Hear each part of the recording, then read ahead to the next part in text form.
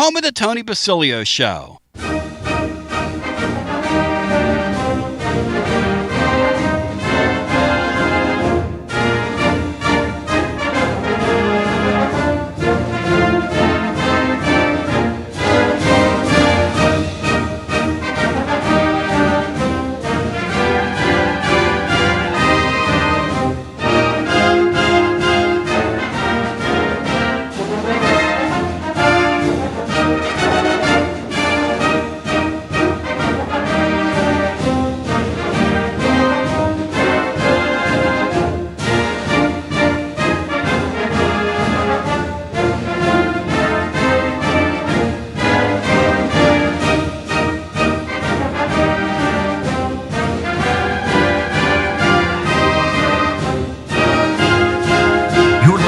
FM 105.7 and AM 1340, WKGN Knoxville and W289CU Knoxville, Fan Run Radio.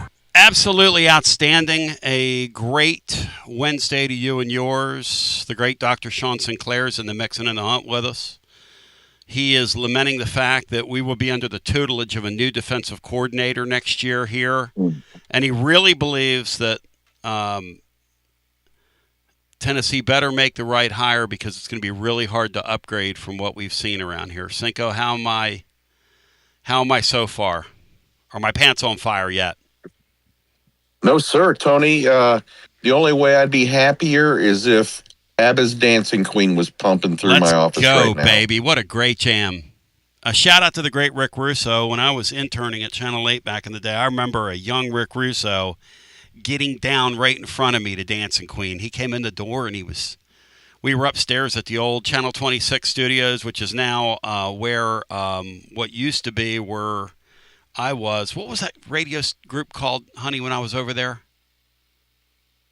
The Engelbrecht group. They've sold it, but what was it called back? South Central. He was up there going, Dancing Queen, ba-na-na-da-na-na. Okay. Shout out to Rick Russo. We love you, man. You're in our prayers. As he awaits a kidney. So we kind of are in waiting mode on Tennessee's defensive coordinator. Cinco, your thoughts on this Williams guy whose name has been floated prominently toward the top of the list. Yesterday, he said all the coach speak things, but he is got a bowl game this Saturday out in Los Angeles with Boise, Idaho, two of the girls, and they're ready to go. Whoa, whoa. Were you a Skinnerd fan, Cinco, back in the day?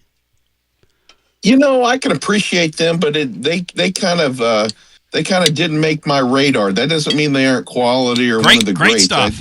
I just did. They weren't happening for me. Police say we can't drink in the bar. What a shame. Come back to my place. We have a drink of champagne. All right, Cinco. So your thoughts on, because one of the things we're going to do is we're going to vet him because we're going to get the lowdown on the Illini coming up. I want to also talk about potential opt-outs for the Vols, some of the names I'm hearing.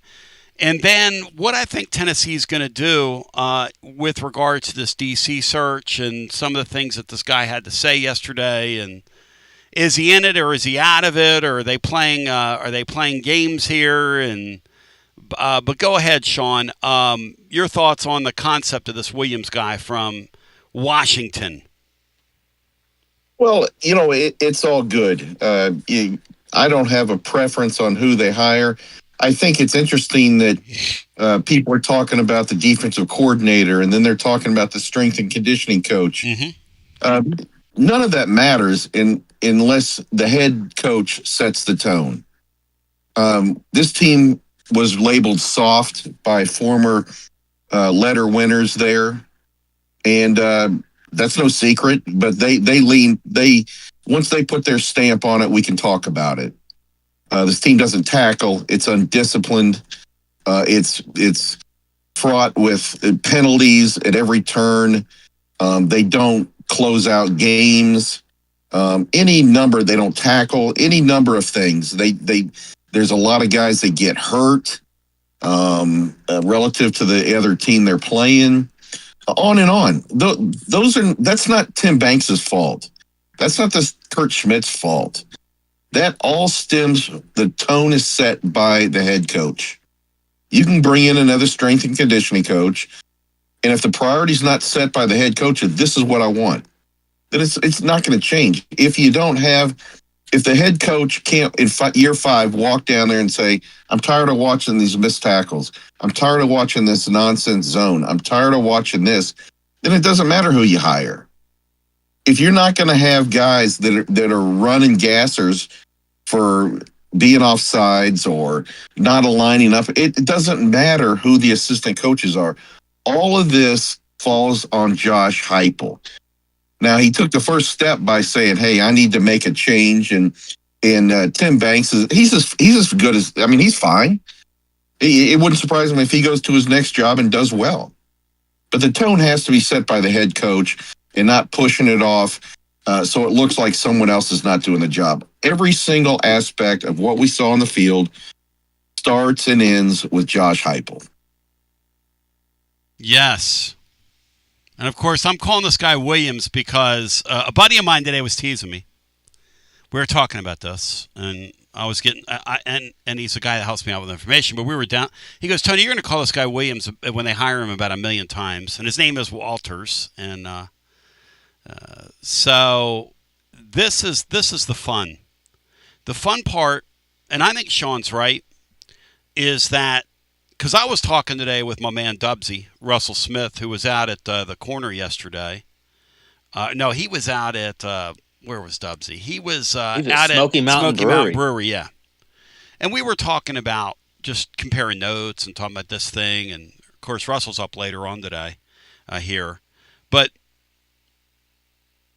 his take is, and he's right, is they need some people with edge on that staff. And, Sean, it kind of comes back to what you're saying. That at some point, the edge has to come from the head coach, doesn't it? At some time, at every time. Oh. When go back to Nick, look, these are all learning opportunities. Not one incident is a thing that you just brand the guy this or that. These are all, you have to learn from the Nico thing. You have to learn from the Boot Carter thing. You have to learn time and time again how you're just mangling end of half or end of game, and he mangles them. Gosh, Sean, you're in a bad mood today. Sean, just puts himself at a disadvantage. Cinco, I'm in a happy mood because they got moved on from Banks. Put on a happy face to him, Banks. Yeah, but it's not Banks' fault. Put on a happy face. Come on, man, it was his fault. He was terrible. No, he didn't. Look.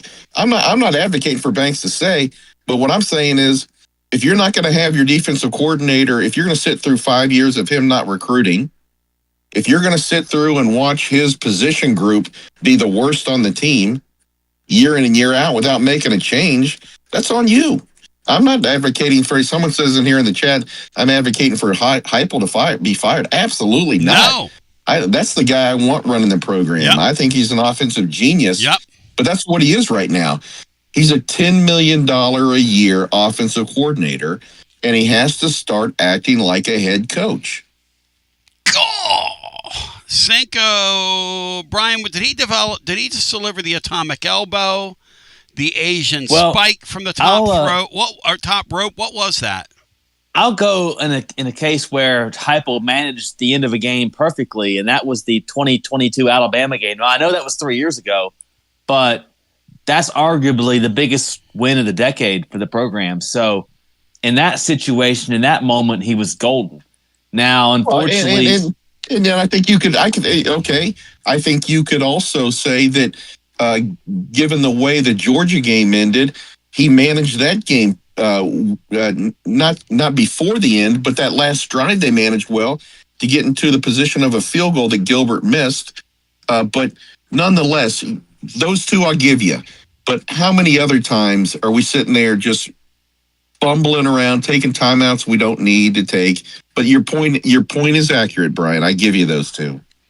Jeremy Werner of Illini Illustrated is going to join, and I'm looking forward to talking to him. He's going to come up. What we're going to get into with the Illini Inquirer fella, Jeremy Werner. Not to be confused with Jeremy. I don't know. Jeremy Pruitt. Yeah, not to be confused with Jeremy Pruitt. Thank you. Or Ryan Walters. Ryan Walters and Jeremy Werner are two different people. Ryan Williams. Or Ryan Williams. Or Jeremy Werner, who's going to be joining us. Or Ryan Werner.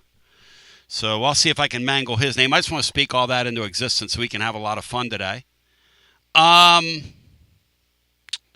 Let's see what else we're going to get into. Yeah, that's a good start. That's a good start. And then we'll talk about some of the things I'm hearing in terms of bowl opt-outs.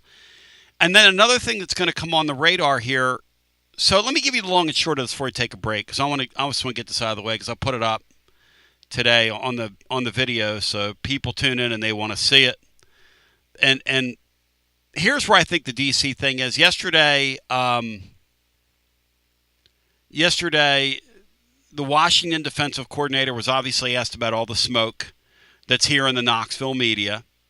And he said, I'm coaching Saturday. This is my place. That all sounds good. I haven't talked to anybody. Let me ask you something in the modern era. How many times have you heard a coach stand up there and say that and then take another job? How often does that happen? Okay, it happens a lot. Thank you. So here's their where season's if I can talk done on Saturday. Yeah, if I can, yeah. So they play a bowl game Saturday. They're done. They're done. And then who knows? Between now and then, I believe that's Tennessee's number one choice. I think the guy at James Madison is number 2, like I wrote yesterday. Look, I think that Coach Heupel is also going to talk to some other people, and I think that why wouldn't you? Why wouldn't you? I would. I mean, I would ask around, call around, check around, see around. Why wouldn't you? And so here's the thing. Whomever they hire, and I wrote about this today, they're going to give autonomy to in terms of what's going to happen with the staff, because that person's going to ask for it. Nobody's going to come in and shotgun with the defensive coaches that are on the staff. It's neat to think that. It's not how this works. The second thing is they're going to have to give this person at least a 3-year deal. Why? Because the guy at Washington, why would I leave there? I'm in my first year. I'm under contract. That whole thing. So, like I said yesterday, just because somebody's your top target doesn't mean you get them. I still believe that guy is their top target. Doesn't mean you get them. That's why we were sort of talking about the last couple days. We were spitballing on some guys a couple days ago. And we go with the story as we go, as it takes us. But do I believe this guy yesterday that he's had no contact with Tennessee? Absolutely not. No, I don't believe that. And to suggest otherwise, look, do I think there was an effort yesterday to maybe tamp this thing down in certain circles before they play a bowl game? Yeah, I do think that. And do I think that happens? Yes, I do think that goes on. So we'll find out on the other side what, if it is this Walters fella, what we can expect from a guy who's covered Illinois sports for a while, knows, been there and done that. And also, we preview what could be in store for Illinois. The other thing that's about to come on the front burner here is Tennessee is fanning out and looking at quarterbacks. I believe that Tennessee is getting ready to go for a quarterback that can play. That's my belief. Not a stopgap, but a quarterback that can play. So make your list. Check it twice. I'm going to find out if who you suggest for quarterback is naughty or nice, and we continue with more.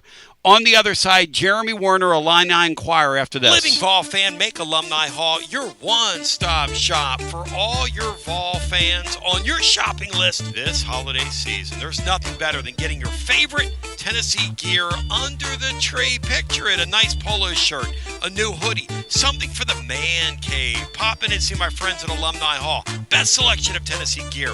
Alumni Hall, 3 Knoxville locations. Bristol, Johnson City, Murfreesboro, or online at alumnihall.com. It's easy to have a big orange Christmas. And happy holidays from everyone at Alumni Hall, the ultimate volunteer shopping experience. Alumni Hall.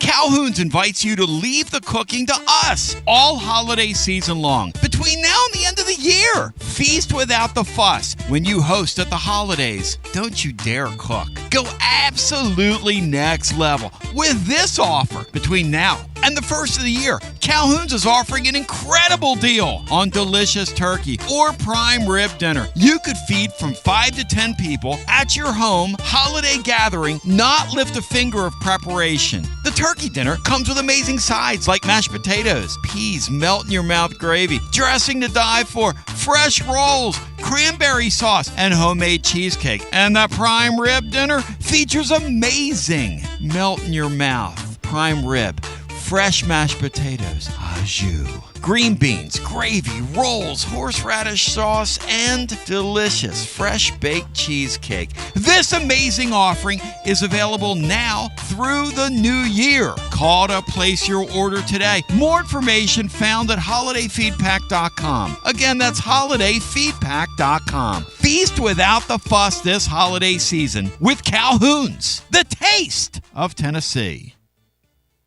When it's time for your next move, you want to get your precious belongings from point A to point B with your peace of mind intact. That's why you need to call my friends at Gouffon Moving and Storage, East Tennessee's moving legend. Gouffon Moving and Storage has been helping East Tennesseans move since 1887. That's 138 years, 5 generations. That's even longer than the Dooley, Jones, and Pruitt era combined. Gouffon Moving and Storage are pro movers, serving Knoxville, surrounding areas, and interstate moves too, both residential and commercial. And we'll provide you with personalized service that other corporate movers simply cannot. We know how to move all types of items. We pay careful attention to our clients' valuables. Your satisfaction as a customer is our absolute priority. As the oldest continually owned and operated family moving business in the United States, when it's time for your next move, it's Gouffon Moving and Storage. And storage, it's secure and vaulted. Our newest offering of commercial storage logistics, we offer receiving, storage, and delivery services for all your business logistic needs. See more at Gouffon.com. That's Gouffon.com, or check out the link at tclub.team. When it's time for your next move, East Tennessee's moving legend, Gouffon Moving and Storage.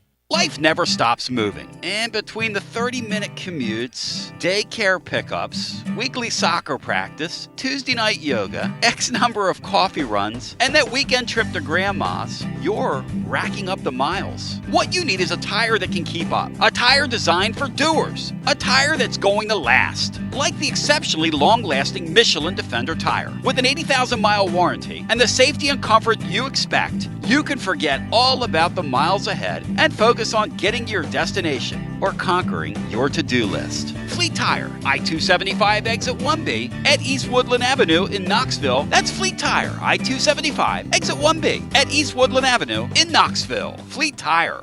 Inward Half is committed to the game and the memorable moments that happen in between. From the tee box to the tailgate, from the green to the big game. For the first birdie with Dad, the first big win with Mom. Friday night lights, Saturday superstitions, Sunday traditions. Fall into the comfort and unparalleled performance of Inward Half. This fall, enjoy the walk-in. Are you tired of hiding your smile because of crooked teeth? At Knoxville Smiles, we've got the perfect solution. Invisalign. No metal, no wires, just clear, comfortable aligners that straighten your teeth without anyone noticing. Eat what you want, smile with confidence, and see results in as little as 6 months. Call us today for more information about Invisalign, 865-539-1776, or just visit us online at knoxvillesmiles.com. Smile brighter with Knoxville Smiles. Out-of-town law firms have been swarming into East Tennessee lately. From Memphis, Chattanooga, and Birmingham, they've stormed into the area. Wouldn't you rather do business with a local firm? You know, a true neighbor. Marcos Garza and the pros at the Garza Law Firm are just that. There are neighbors and friends that support local causes year-round. The Garza Law Firm works to serve you professionally on criminal matters, injuries and accident matters, and Social Security and disability filings. The Garza Law Firm is here for you at garzalaw.com. The Garza Law Firm. Let us help. Holiday cooking? Holiday guests? Your drains will be working overtime. Avoid clogs and backups this holiday season with Pipe Wrench. We'll clear your clogged drain for $99. Guaranteed to work or it's free. With Pipe Wrench Home Services same-day service guarantee, our certified plumbers get there fast and have the tools and expertise to clear the most stubborn clogged drains. And if we can't clear it, you don't pay for it.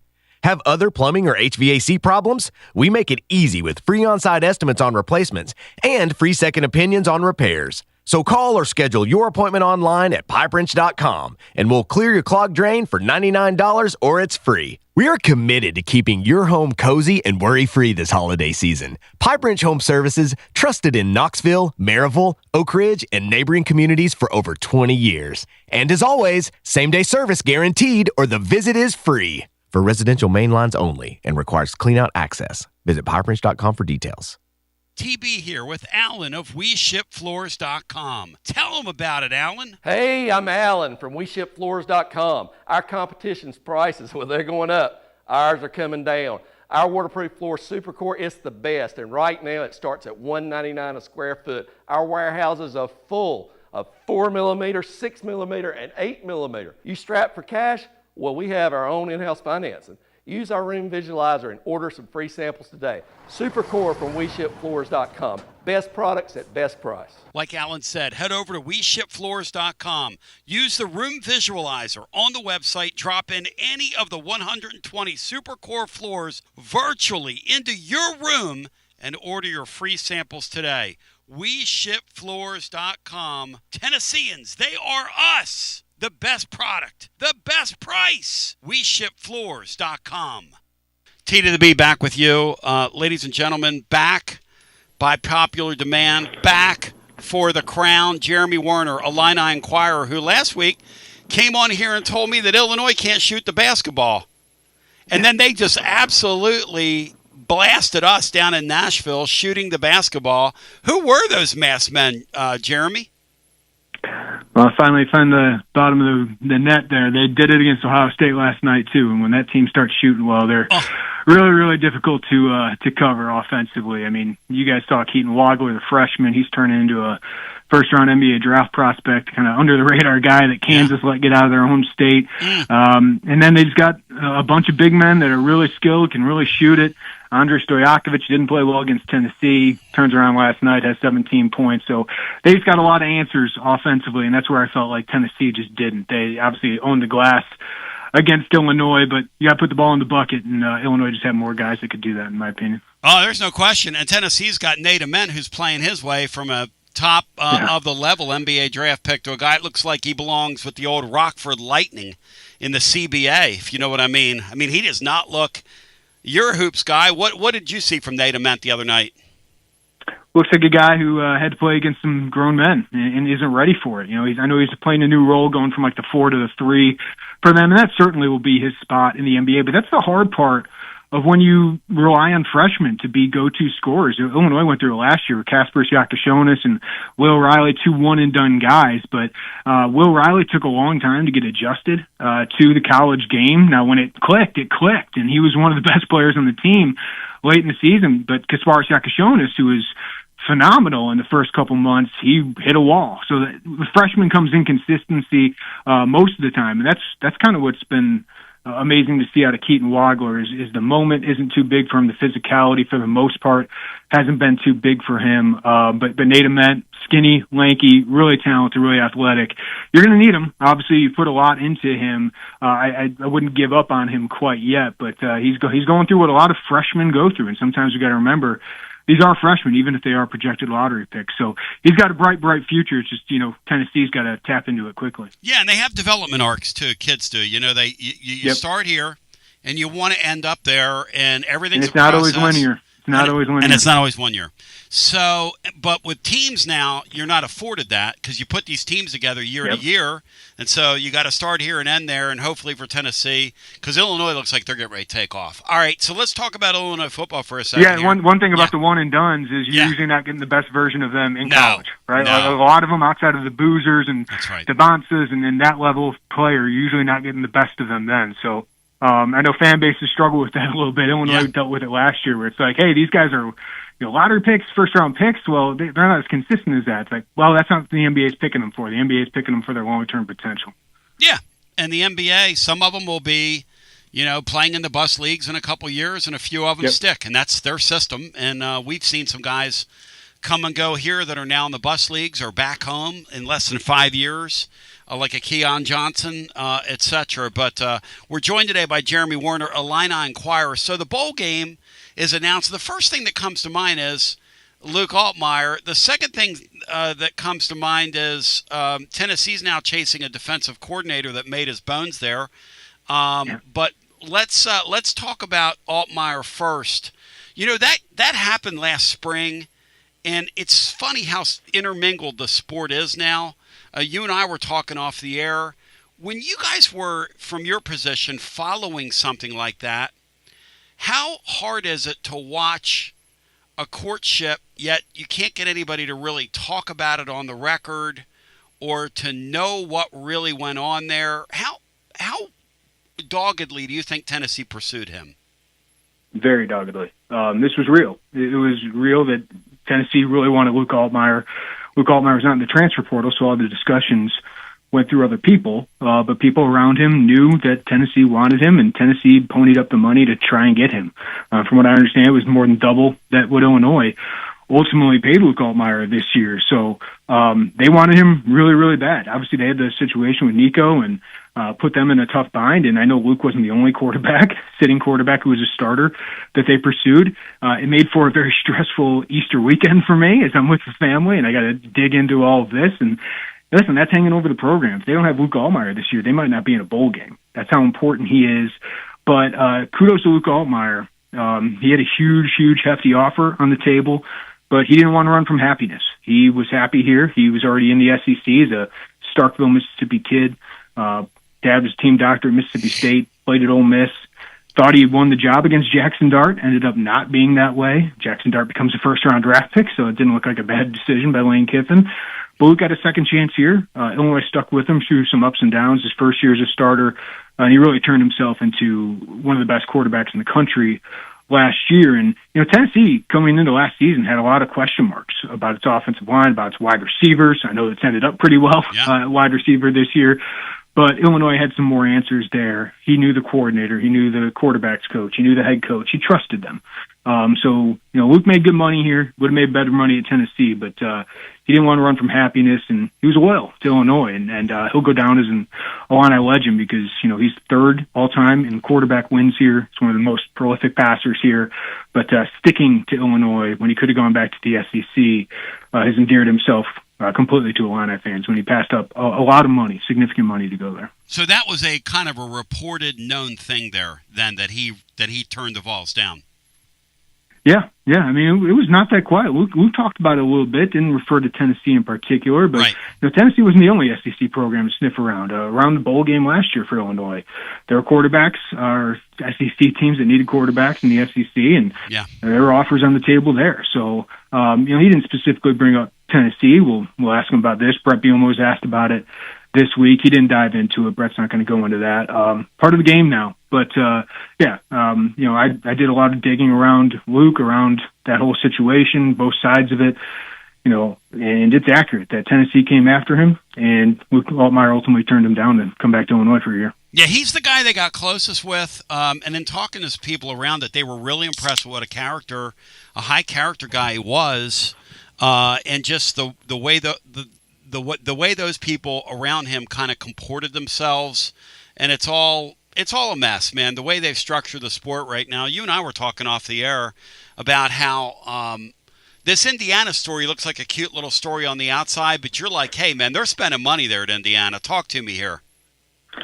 Yeah, Big Ten's serious about football. The SEC for years, at least it's the Big Ten perspective, right? Like, I'm not saying it's accurate, or whatever, but the Big Ten perspective all those years was the SEC is paying these players anyway. The Big Ten was just trying to follow the rules, follow the rule book, but these are huge universities. These are huge alumni bases, bigger than most of the SEC.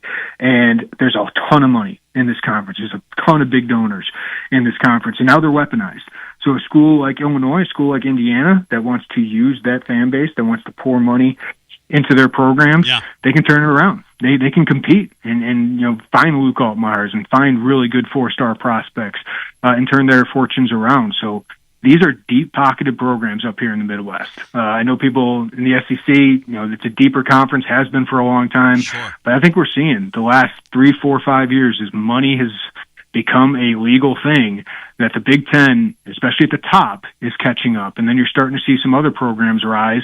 Well, you're seeing some other programs like Wisconsin, which did not get on board with the money train right away, starting to struggle a little bit. So it's been fascinating to watch, but Indiana, they're great coaches, great evaluators, but they also got money to go get some players and get players like Fernando Mendoza, who's obviously a big-time program changer. So taking nothing away from Kurt Signetti, who's doing unprecedented things, but part of it is money. Like, that is evening out the sport right now, and I think it's really spreading out the talent, which benefits programs like Illinois and Indiana that struggled to get that type of talent before. Is Cuban involved in that?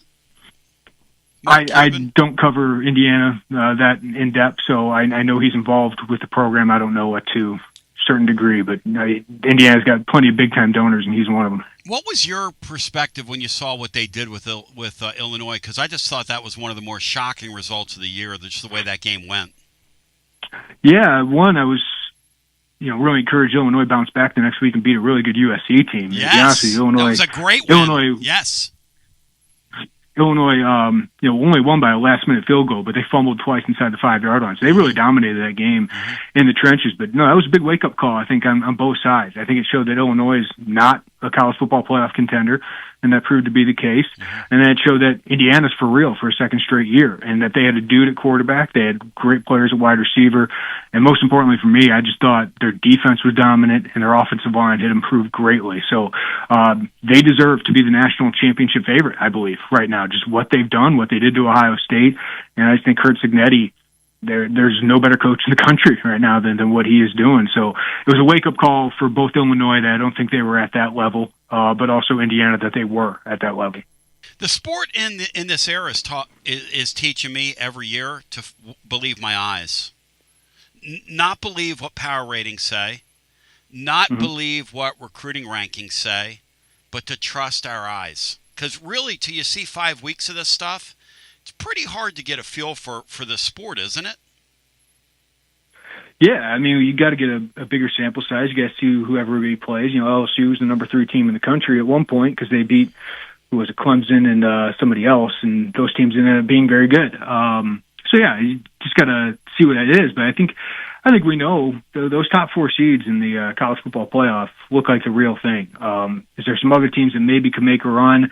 Ole Miss, Oregon, I don't know if those teams have the capabilities, but I think those top 4 seeds are very deserving of it. So, Indiana, I think, can win a championship. I think Ohio State, despite a setback, has plenty enough to win a championship. Speaking of money, Texas Tech is about as good of a roster as money can buy right there, and they found a way to kind of catapult up this thing. And in Georgia, we know what Kirby Smart's program is. So I'd be shocked if one of those teams doesn't win the national championship, but that's why we have a playoff. Yeah, and it's going to be extremely interesting. All right, let's talk about this bowl game. How important is the bowl game to the Illinois kids? Yeah, I think, the bowl games, with what Notre Dame's doing with some of the coaching changes, some of the teams opting out, and for a program like Tennessee that's used to going to bowl games, that's been to the Music City Bowl how many times, it's not as big of a deal. But for a program like Illinois, it's still a big deal, because they have not been to many bowl games. I'm going to count it off the top of my head here, but the 21st century, they went in 01, 07, 10, 11, 14, 19, 22, 24, 25. That's not many bowl games. And these are top-tier bowl games in the Big Ten that they're going to. So while I think both these teams entered the season hoping at the best version of themselves can make the college football playoff. It didn't end up being the case, but for Illinois, an 8-win season is still a big deal. This is the first time in program history they've won 8+ games in 3 or 4 years. They have a chance, if they win this game, to win back-to-back 9-win seasons for the first time in program history. They beat their first SEC opponent in program history last year. They could do it again against a big national brand in Tennessee. So all that's to say, this is important. And on paper, just getting the vibes from Tennessee, I think Illinois cares more about this bowl game and the result of this bowl game because it is a chance for them to continue to propel themselves forward. Tennessee is an established top half of the SEC program. It's won a national championship. The expectations are higher than Music City Bowl. Winning the Music City Bowl against Tennessee in its backyard would be one of the better moments for Illinois, along with the Citrus Bowl against South Carolina, a team everyone was saying should be in the college football playoff, genuinely, and I got that. Illinois beat them. And it wasn't because of opt-outs, because Illinois' best player opted out of that game too. So I think this game means a lot. I think Illinois is very motivated. I think the fan base is very excited to go down to Nashville. Tennessee, I know it's a short drive for a lot of Vols fans, but for Illinois, this is a destination. Probably going to be 15, 20 degrees cooler than it is in Chicagoland and in Champaign. Gives them a chance to go down to Nashville for New Year's and enjoy it. So I think for Illinois, there is a lot of motivation in this game because there's still a lot to play for. And to be honest with you, it's my question about Tennessee because they expect bigger, right? Illinois expected bigger coming into this season, but still, I think it could be a very successful season for the program and for Brett Bielema's kind of trajectory here if they get another win over a very, very respected national brand and SEC team. You mentioned opt-outs. Jeremy Werner joining Illini Inquirer. You mentioned opt-outs. Tennessee, I expect to have 3 or 4. What do you think that number would be from Illinois? And any idea who it could be? Yeah, I think the one that would make the most sense is Gabe Akis. He's their best NFL prospect. He's projected to be a top 100 pick, potentially a second-round draft pick. He's the Big Ten sacks leader. Illinois beat out Tennessee, actually, for him on signing day. He was a Tulane commit. Illinois flipped him. It was Illinois and Tennessee at the very end. He's one of the best. He's number 2 in sacks in Illinois history behind only Simeon Rice, who's got the Big Ten record, which is unbreakable. So he really doesn't have anything to gain. I would expect he would probably opt out. J.C. Davis, their left tackle, probably mid-round draft pick. He could decide to sit out. Another guy that's worth watching is Matthew Bailey, their redshirt junior safety, really long, physical, versatile player, one of their better defenders. He's been banged up all year. He's got an NFL draft decision to make as well. So he had a shoulder injury, had a club on his hand, kind of the bionic man this year, but battled through it. So if he decides to maybe get a surgery before the pre-draft process, I don't know if he's going to go to the NFL draft. He's got a decision to make, but that's another guy to watch. And then Xavier Scott, their best corner, he's been out all season with an injury. So I think 3 or 4 would be the most for them. At the best, maybe only 1 with Gabe Akis. But the biggest news for Illinois is I think Luke Altmaier is going to play. He's a potential NFL draft pick. But Brett Bielema seemed to hint the other day that he will play. And Luke told us after their win over Northwestern that he's got some people to talk to, but he loves to play and he's a competitor. And I think he'd really like to play. The Tennessee storyline would be really enticing for him. And the thing nowadays is you can entice the players to play and give them a little extra money to play in the game. So I'm sure that could be part of the process for Luke as well. Because without him, I don't think Illinois has much of a chance. With him, I think it'd be a pretty fun game. And to put a bow on this, Jeremy, it's Tennessee and Illinois Part 2 in the Music City. Part 1 didn't go so well for us.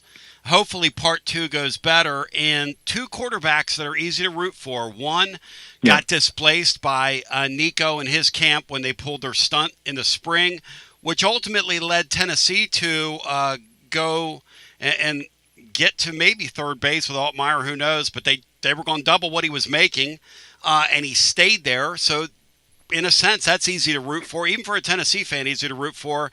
And the Aguilar guy came out and had a really nice year for the Vols. So a couple of great stories there. Yeah. It's it's a shame that Joey Aguilar got displaced, but I think ended up a better situation for him. Going from UCLA, which is an absolute disaster.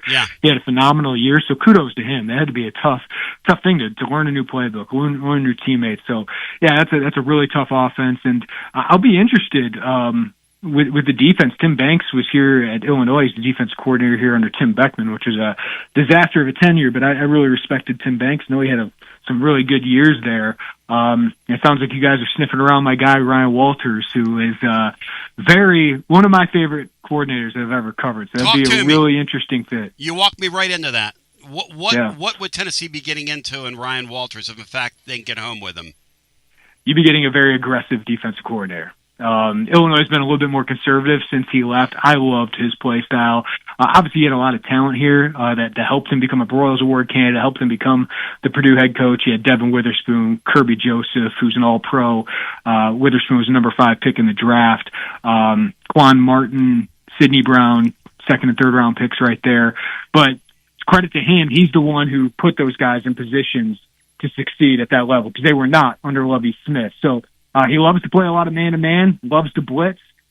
He just loves to be aggressive, and he's fine giving up some big plays every once in a while if he creates a lot of negative plays, and it's something he did extremely, extremely well.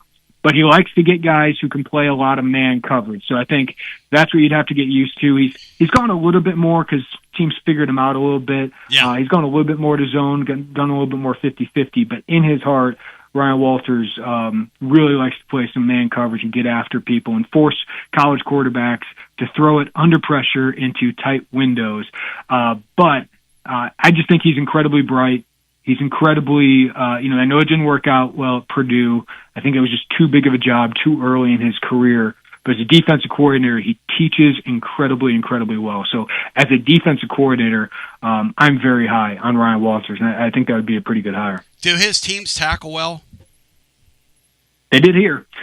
So, Purdue, he didn't have as much talent, at least early on. So I know they struggled incredibly well when he became the head coach there. Yeah. One fascinating thing here is he played Illinois incredibly well because he knew their personnel so well. Mm-hmm. But last year, Illinois was far better than Purdue. Purdue lost their last 11 games. He called the offense against Illinois. Like he called the offense and put up 49 points against Illinois. So that tells you how bright of a football mind he is. But no, his teams tackled pretty well at Illinois. I didn't get to break down the Washington film too much, but his guys are always aggressive. He brings an aggressive mindset that I like. Jeremy Pruitt one year got mad at his staff and called the offense down in where were they? In Nashville one night on a Saturday night, and just got absolutely decapitated by a so-so Vanderbilt team. I mean, it was a brutal, brutal game. So he called both the offense and the defense, and I guess Jeremy wore that one. But that's a pretty good anecdote. Yeah, I guess our fan base looks at him, and people are split because they say the style of play that he plays is kind of being caught up to in the college game. A little bit of the pro stuff and the pressure defenses. But then we look into what he did last year, and the word is that he mixed it up a little bit at Washington, which you alluded to, right? Yeah, and the team started to figure them out in the Big Ten by the third year of him calling the defense. Aaron Henry, who was the defensive backs coach here under Ryan Walters, became the defense coordinator.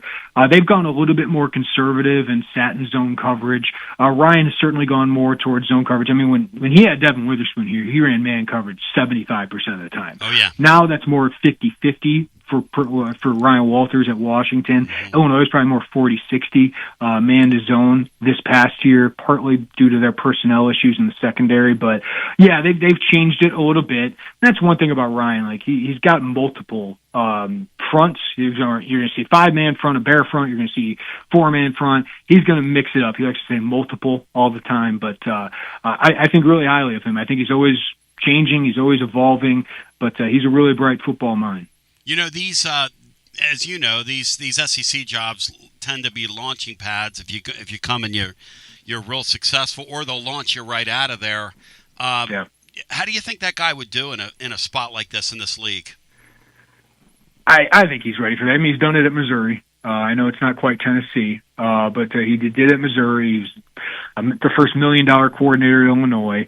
Would he make $2 million this past year at Washington? He's been a Big Ten head coach who's dealt with all the pressure, and boy, it got ugly at Purdue. Yeah. So he's dealt with all that stuff, and he's a young head coach, and I think he learned a lot of things about that process. So he wants to be a head coach again, and for him to be a head coach again, I think it is smart to go in another place where you're basically a head coach of a defense, and the attention you're going to get as a Tennessee defensive coordinator, as Tim Banks has learned, one bad year, you can be gone.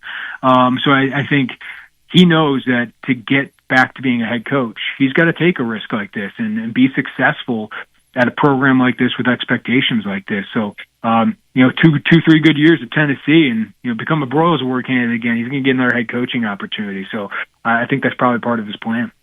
Well, listen, so do you think that's going to happen? You think because we I don't know. I haven't talked to it whether it's going to happen. I'm not covering Tennessee, but I understand. I know a lot of people have reported about him. Yeah.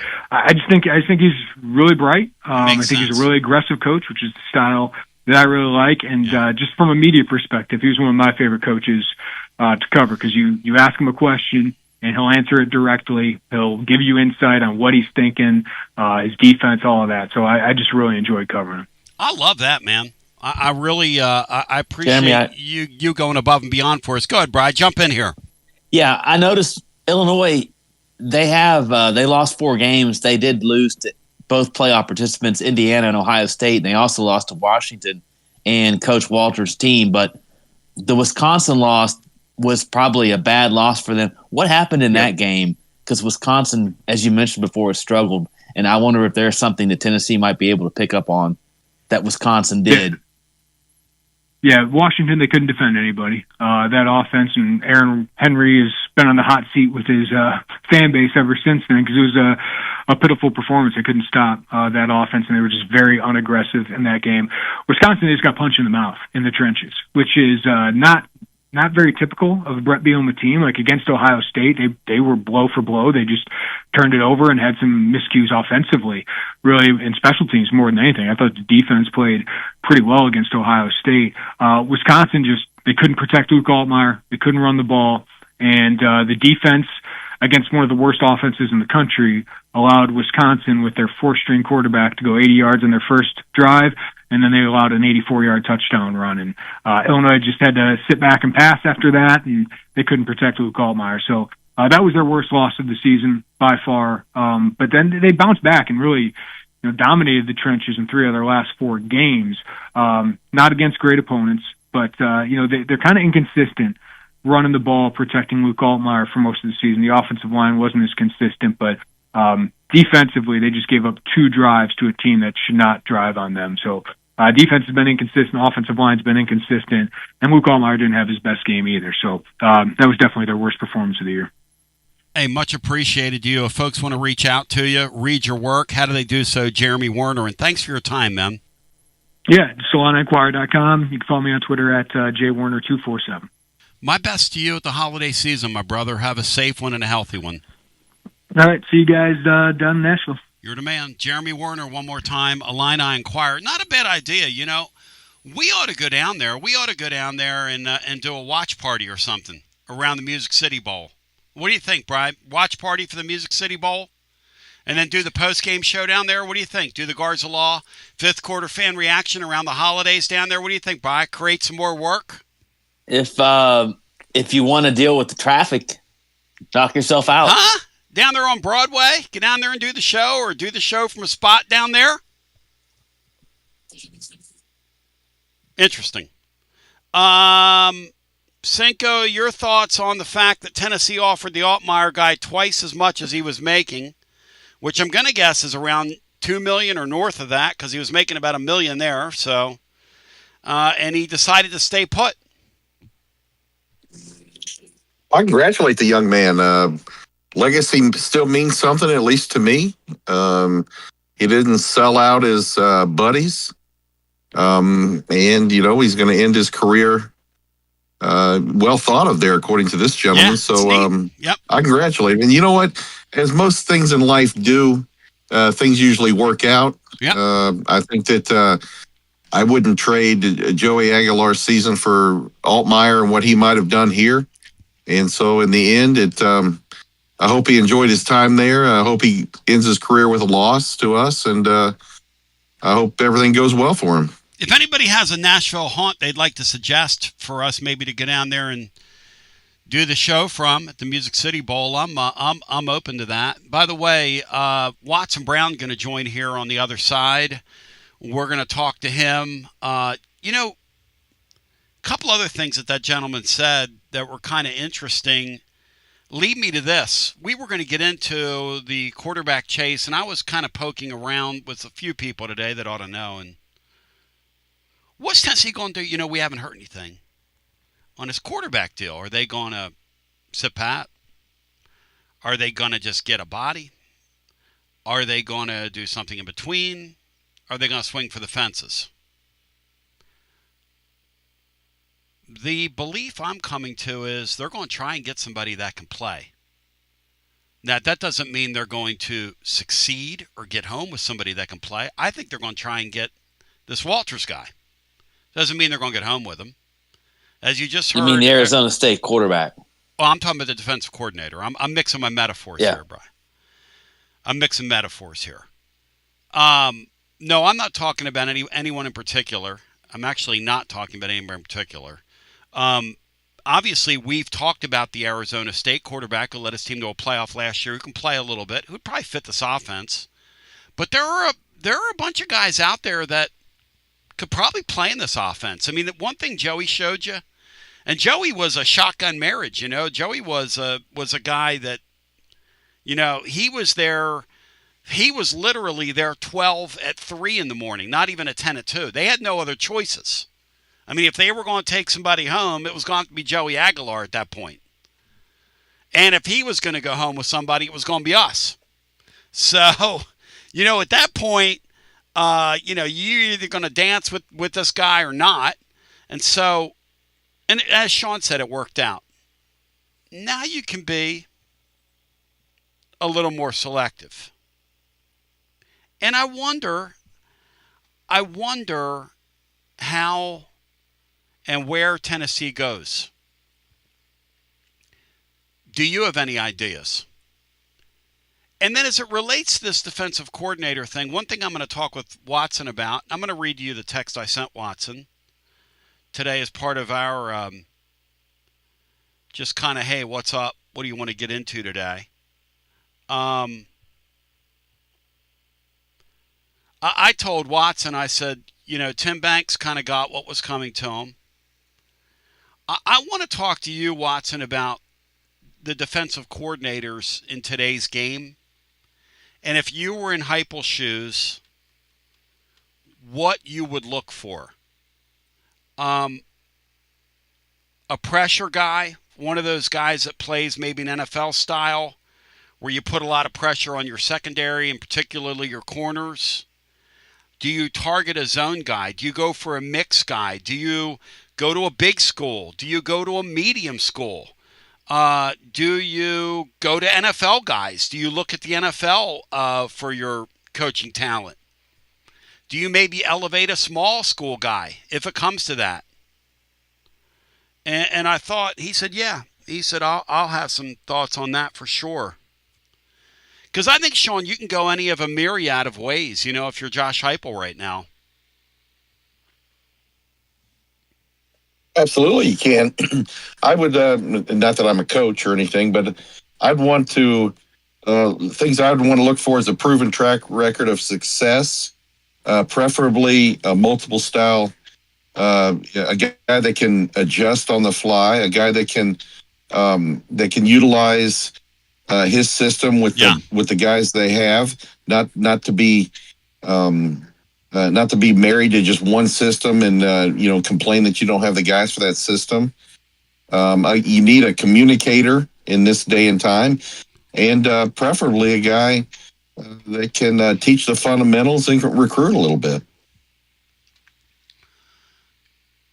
When we talk about Banks and his recruiting, he just, he came here with a reputation, Sean, as a recruiter.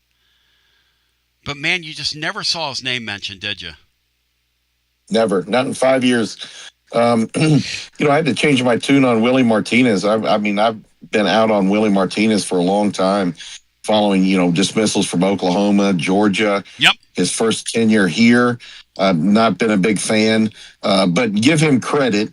The cornerbacks here, if they're under his charge, it's hard to argue with Jermod McCoy, Colton Hood, Even what he did with Ty Redmond this year. Agree. I mean, if I'm going to rip him, I got to give him credit. But he is always front and center in those recruiting articles about influential coaches that they're looking at, that recruits are looking at. And I was talking to somebody regarding him yesterday, just around the deal, who said that Willie's a guy who treats everybody with a tremendous amount of respect, kind of always has a smile on his face, is a guy that Josh Heupel thinks an awful lot of. You know, fans always hate the cornerback coach. That's another thing me and Russell were laughing about today, me and Dubsy.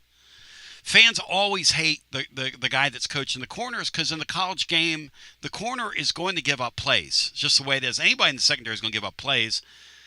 His corners, unlike the safeties, didn't look like electric football, though. I mean, they looked like they were coached. And people are going to hit plays over you because the rules of the sport are such that people are going to hit plays on you. So if you're out there, you know, they're going to pick at you and they're going to pick on you and you're going to get thrown over. I think it's interesting that if you look back to the Central Florida days, he's the guy that consistently produced NFL players for Josh Heupel. They've consistently produced pro football players here. And the kid that they got from Colorado was playing sparingly at Colorado. Deion Sanders did not fight to keep him. Deion Sanders told people close to him, they put a stopwatch on Colton Hood, and he didn't think he was good enough to get on the field for him. And, you know, he was a rotation guy for them, but he didn't play the amount of snaps he played here. And so, yeah, good on you, man, for putting a little, shall we say, respect on his name. I do think whoever the DC is going to come in and is going to want, in this day and age, some autonomy to bring in their own people. Now, how that works, I don't know. Can you do that in the timetable you're going to do it in? How quickly is this hire going to happen? Who knows? But people pick at Willie Moe. In my mind, he's been okay. I mean, he's not the disaster Tim Banks was. Let's put it that way. As we take a brief time out, we come back with more. Watson Brown joins. It is a Wednesday with Watson, presented by our friends at Simpson's Meats, and it happens. We get to the meat of the matter with our Conzo omelet on the other side after this. It's the hottest post-game show on the planet. Garza Law, fifth quarter fan reaction. Fan reaction. As soon as the final gun sounds, we're live. Score a TD every time with T3 Vodka. T3 is Tennessee's premium vodka, handcrafted with passion, precision, and a whole lot of pride. T3 Vodka is taking the Volunteer State by storm. T3 Vodka, handcrafted in the majesty of the foothills of the Great Smoky Mountains, where quality isn't just a promise, it's a way of life. Filtered 10 times and 80 proof, T3 Vodka delivers a smoothness that's unmatched. This dedication to excellence has already earned T3 Vodka prestigious accolades. T3 is a 5-time gold medal winning vodka and the 2025 SIPS Consumer Choice Award medal winner. Whether you're sipping it neat or on the rocks or mixing up your favorite cocktail, T3 Vodka is your choice for a premium, award-winning experience. Score a T3 TD and ask for T3 Vodka by name at restaurants and wine and liquor stores today. Drink it neat, drink it right, drink T3 Vodka and score a touchdown every time. T3, Tennessee's premium vodka. Distributed by Athens Distributing Company. Please drink responsibly. When it's time for a fresh coat of paint, run, don't walk to Walker's Painting. Interior and exterior, Walker's Painting's been making it beautiful since 1999 across the Knoxville area. New construction, repaints, commercial, residential, free estimates available. And get this, mention you heard Walker's Painting on the Basilio show, 10% off your first job. Let's go! Run, don't walk to Walker's Painting. 865-688-1410. That's 865-688-1410. Walker's Painting, making it beautiful since 1999. Check out the ad at the blog at tclub.team. Walker's Painting. Hi, I'm Jim Simpson, owner of Simpson Meats. When's the last time you grilled a really good burger or steak? One your friends still talk about. Our goal at Simpson Meats is to make that happen every time you have a cookout. All of our cuts of meats, steaks, burgers, briskets, and pork are always fresh, flavorful, and sustainably sourced. We are family owned, so we know the importance of knowing how and where your food is raised. We have been putting quality first since 1888. Visit our butcher shop off Lovell Road or online at simpsonmeats.com. Okay, so we really need uniforms and equipment for this season. Can I trust you with that? Cool, I'll just order them online. What? Yeah, I'm gonna hop online and I'm gonna get them ordered. Hold up, that's not a good idea. We shouldn't just spend money on some random online retailer, okay? I mean, it seems pretty convenient. Trust me, it's a terrible idea. Let me simplify this for you. SM Athletics.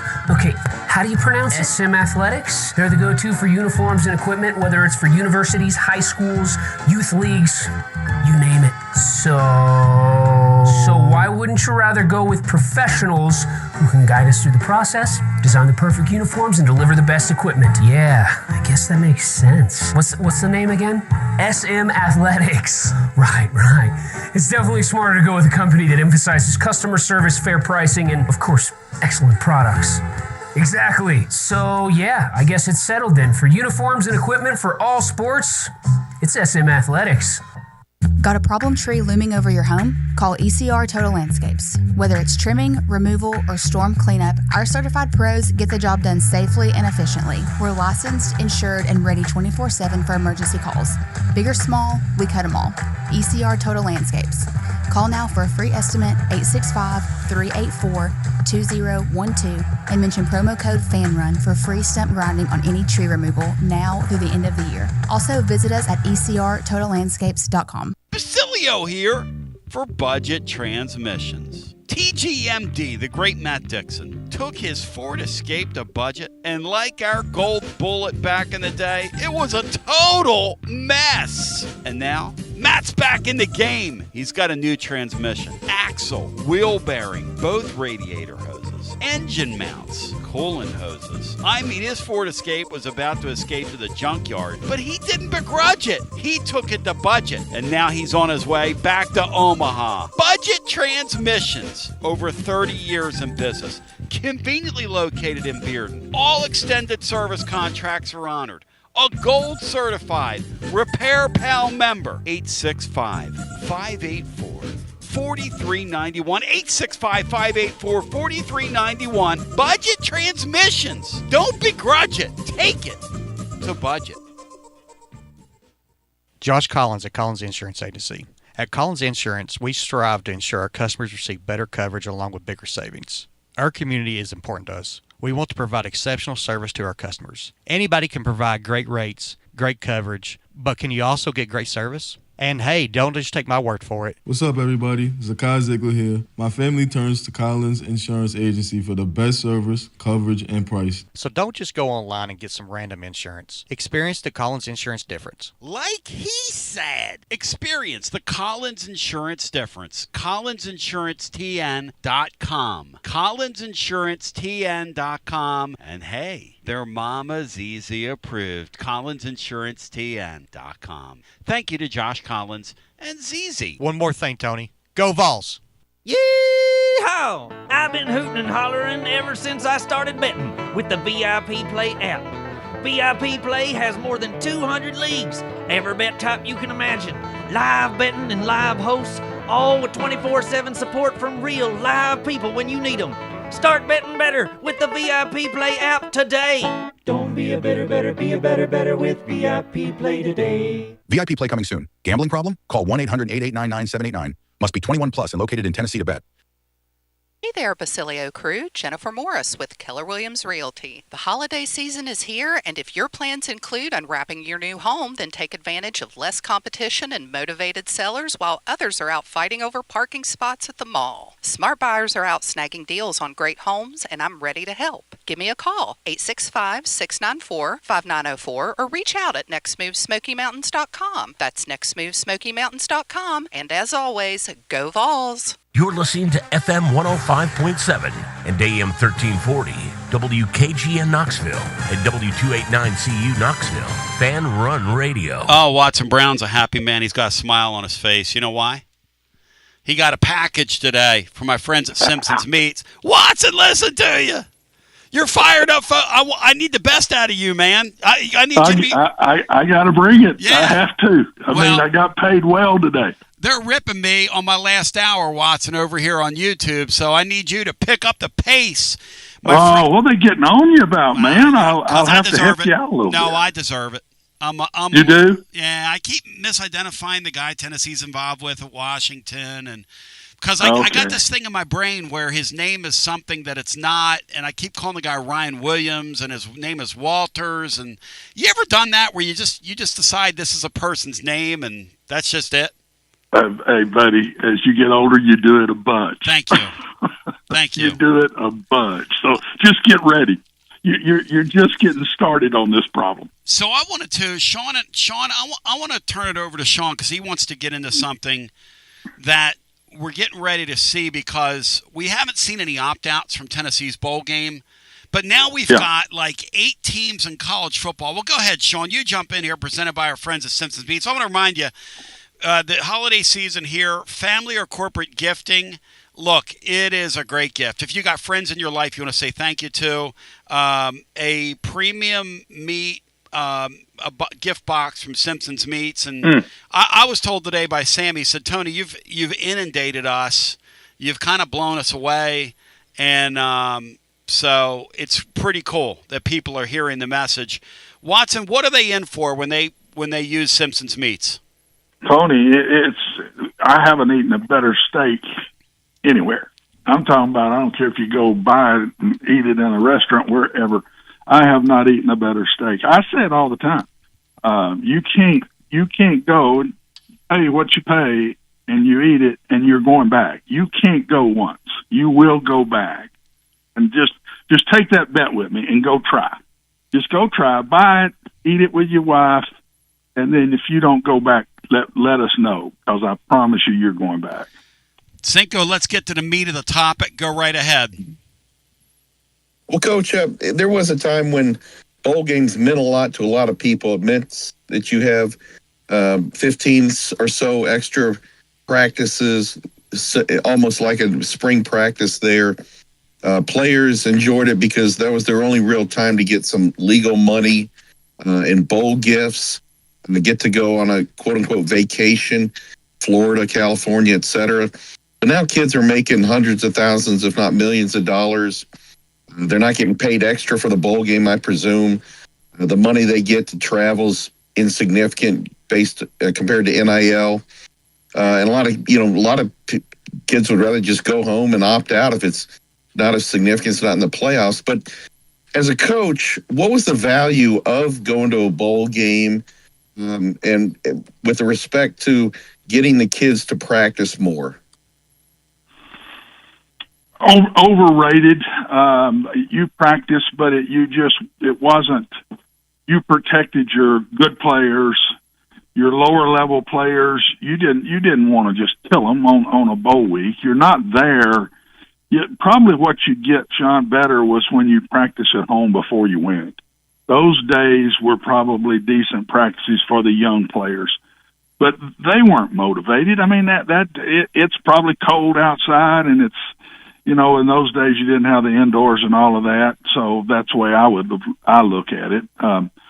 I think that's overrated. I think recruiting was a piece of it. You wanted to be able to say you went to a bowl because that makes it a good season. You don't go to a bowl and it wasn't a good season. That's the way you were kind of judged in those days. And now I don't even think that's as big, because it's all off. If you don't get to the playoffs, then we've just not been successful. That's kind of the way everybody's looking at it. And with the field getting leveled, Sean, with all the money that's being thrown around, I mean, look who's in the playoffs. Look who's in the playoffs. You got Oklahoma, you got Alabama, you got Ohio State, you got Georgia. Those 4 have been there a bunch. They're the traditionals. But then the rest, Texas Tech, Indiana, Miami, even Oregon now, Ole Miss. I can keep going, even down to Tulane, who's spent quite a bit of money this year. They were up with the only group of 5 that I know that was up with the Power Fours in spending money. there's money being thrown around now, and anybody now can go. Anybody can go if you buy the right guys and put it together, and you still got to coach them. But it's just a different world, and I think what's happening, Sean, I just think that if you don't get to the playoffs, then the fun's gone. And yet the playoff games, they're going to bowls, but it ain't the same. Everybody I've talked to, it's business.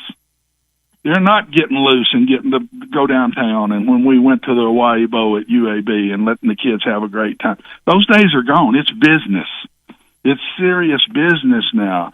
And it's not the Orange Bowl the way it used to be or the Rose Bowl the way it used to be. So the bowl system has really changed. It's hurt the whole system, in my personal opinion. And they're going to have to do away with some because you've got 5 and 7 teams turning down bowls. Well, Brian, you got 6 and 6 turning down. They don't have enough to go to the bowls, so you're going to have to do away with some of them. And I'd go back and do it as 7 and 5, and then go to the 6 and 6 if you don't have enough. I didn't ever have a 6 and 6 that went to a bowl. I had some 7 and 5s in the old days that didn't get to go to bowls. There wasn't enough of them. So I just think the bowl system's really going to have to look in the mirror, man, and what are they going to do with this? Yeah, and the opt-outs on top of that. You're dead right about the money. They like getting the per diems when they traveled and went to bowls, and they like to get out and have a good time. And those were the two big things. Bowls were fun. They were fun when you got there. They weren't real fun when you're practicing on campus, but they're fun when you got there. Now, I'm not even sure that's the case anymore. You think these coaches, Watson, if you gave them a choice? Because obviously, when you're in a league, you're going to play in your bowl game. It's just the way it is. Unless, and that's the funny thing about, because I thought these leagues shared bowl revenue. Some of these teams that have decided not to go to bowl games this year are in leagues, which I would be like, look, man, you take a cut when you have a bad year. Why wouldn't you go and collect the bowl money for us when you're having or when you're having a good year or a decent year, enough to qualify for a bowl? I can't believe these leagues are letting these teams get away with that, Watson. I don't know that they are. I saw where some of them have gotten fined for not going, and I think it's a major rift. Yeah, but between the commissioner and the school. But guys, when you're a Notre Dame, or you were right there, let's take the difference in Notre Dame and Vanderbilt. Okay. And this is very respectful for Vanderbilt to me. When Vanderbilt didn't get in, it hurt. It hurt bad, and they wanted to go. But it's the first time they've been where they are. It's the first time they've been with a shot at getting in the playoffs.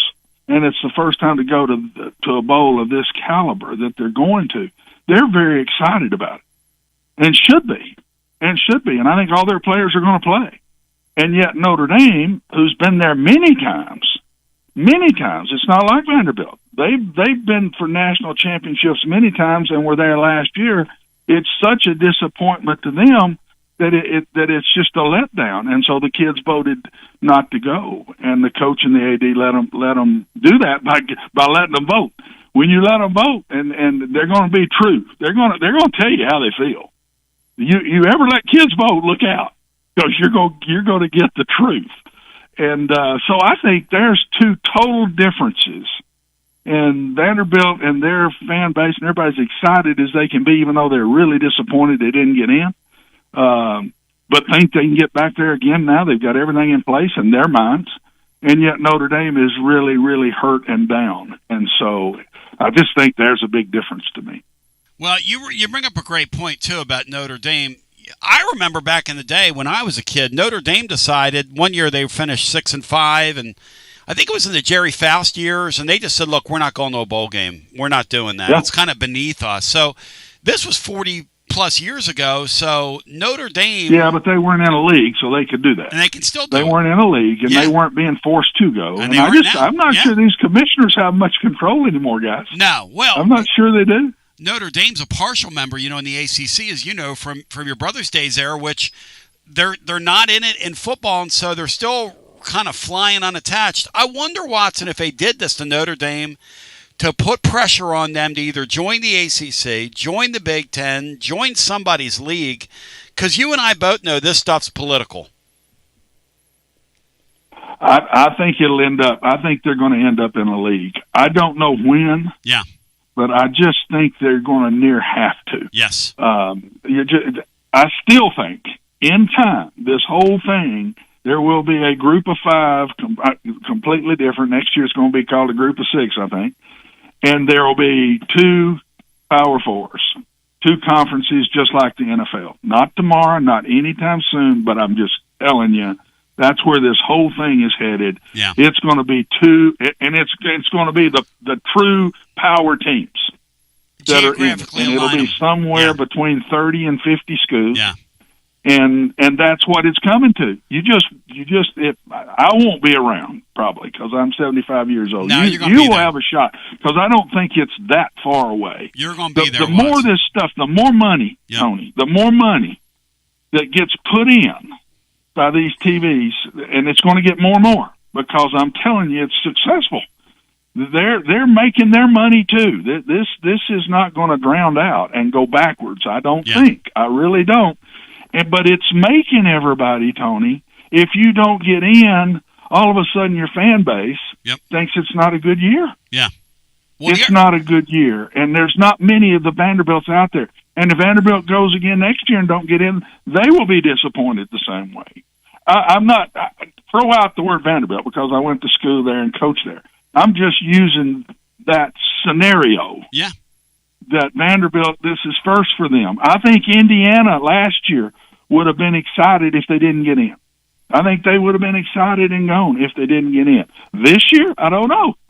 Once you taste it, I'm afraid you're there. Well, the other and the only thing that's going to be successful is get in the 12 or 16 like it may end up being. The other problem we have is it's a Wednesday with Watson presented by our friends at Simpson Beats. Watson stays with us all year long because he's got something to say about every sport. This guy's an absolute treat, an absolute treasure, the great Watson Brown. You bow thy head when you say thy name, and you do it with reverence on here, and maybe even hold your breath while you're doing it. But Watson, these opt-outs, I was poking around at Tennessee today, and they're expecting 3 or 4 opt-outs, and it's getting ready to be opt-out season. We're going to start seeing guys, and then we're starting to see guys matriculate into the transfer portal as well. As a coach, how do you – Sean's right. How do you coach something that the kids on your roster don't care about to the degree you care about it? Hard. Really, really, really, really hard. Yes. When you're disappointed, there's 2 reasons to me that you don't want to go. Number 1, you're disappointed. Number 2, you've got quite a few guys on your team that the players know are going to opt out because they have great NFL potential. Right. And when that happens, and you're going to go play. Look at the ones that did go that had a bunch of opt-outs last year. There were some embarrassing games. So it can work both ways, Tony and Sean. It really can. That's why it's got to be looked at. And the only scenario I see, only one, is you've got to cut back on the bowls. And a lot of those bowls are ESPN. A lot of those bowls were set up by ESPN. The Birmingham Bowl, I was part of putting that bowl in place in Birmingham when I was the AD at UAB, a big part of putting that in place. So they set up all these that level of bowl, and I just think they're going to end up doing away with some of them before it's all said and done. You can't be sitting there with a bowl that's had all this work they've done all year and don't have enough teams to go. That you just can't have that happen. Yeah, it's a rough deal. I'll tell you, it's. I feel for. And then Tony, if you take somebody that's 5 and 7, yeah, nobody's excited about that. The bowl's not excited about that. The fan base is not excited about that. And I promise you, the players aren't excited about that. Well, and all opportunities aren't created equal. I say this to the Tennessee fan base. We know the last time we went down to the Music City Bowl, we got absolutely roasted and toasted by a third-team quarterback. Brian, do you remember what John Adams told us that week leading up to that game? He said, I'd bet my house on Tennessee. I'd bet my house. And that Purdue team smoked. I mean, they smoked Tennessee like they weren't even there. And here's the thing. We just had an Illinois writer on, Watson, that's been there for a long time. He said, I'll tell you this. It's a big game to Illinois. Having Tennessee, having a signature team from the SEC in front of them, when Tennessee goes down there, that's not a big game for them, Watson. That's a very dangerous thing. And I think Tennessee's got a much better football team than Illinois. But that's a dangerous thing right there. When somebody cares and somebody doesn't, that's a dangerous thing. Well, and it's also mindset, Tony. Tennessee was in the playoffs last year. They're a great example of what I'm talking about. Right. Once you get there, that's right. Nothing is good for you if you don't get back. And that's a shame, but that's the way. It's just fact. It's the way it is. Illinois hadn't been there, and Illinois has had a good team, and they, in their eyes, a good solid year. So it's a complete different mindset coming to Nashville. What do you guys think, Sean? That is true. I heard the guy from Illinois go, "Hey, that's going to be a big game to these kids," and I'm thinking to myself, "Uh oh." Because of that motivation in bowl games, look, when you're betting those games last couple years, my deal is when I'm putting my pools and my parlays together and just having fun with it, is I'm looking at it and I'm going, who really wants to be in this game? Who really wants to be in this game? What do you think, Sean? Well, I think that unless there's a real cause for kids to not try hard, they're always going to compete. I mean, I truly believe no matter what year it is, 50 years ago, 50 years from now, kids are going to compete. And I think football players want to hit. I think receivers want to score touchdowns. Yeah. I think quarterbacks want to throw touchdowns. I think defensive linemen want to have sacks. So, the kids that are going to line up, I don't think they're going to sell out. The only time I've ever seen kids kind of quit is when, a coach they loved is fired, or there's a locker room thing that's just gotten out of hand. Yeah. But, I think every bowl game will be well represented by their schools. When I said Purdue smoked Tennessee, people are taking that on YouTube. How many yards did Purdue put on Tennessee with a third-team quarterback? I know Tennessee was in the game, but what did we think was going to happen in the game? I mean, let's get real here. They smoked us on defense. It was a smoke job. I'm sorry. Well, 600 yards of offense. And they're still running. I mean, that tight end they had is still running. Hey, if y'all want to excuse that game away on a bad call, go for it. But that was a third-team quarterback. I'm keeping it real here. That was a smoke job. That wasn't supposed to happen. Well, I'm going to go and back. Tony, on top of what Sean said, what I'm talking about more is fan base.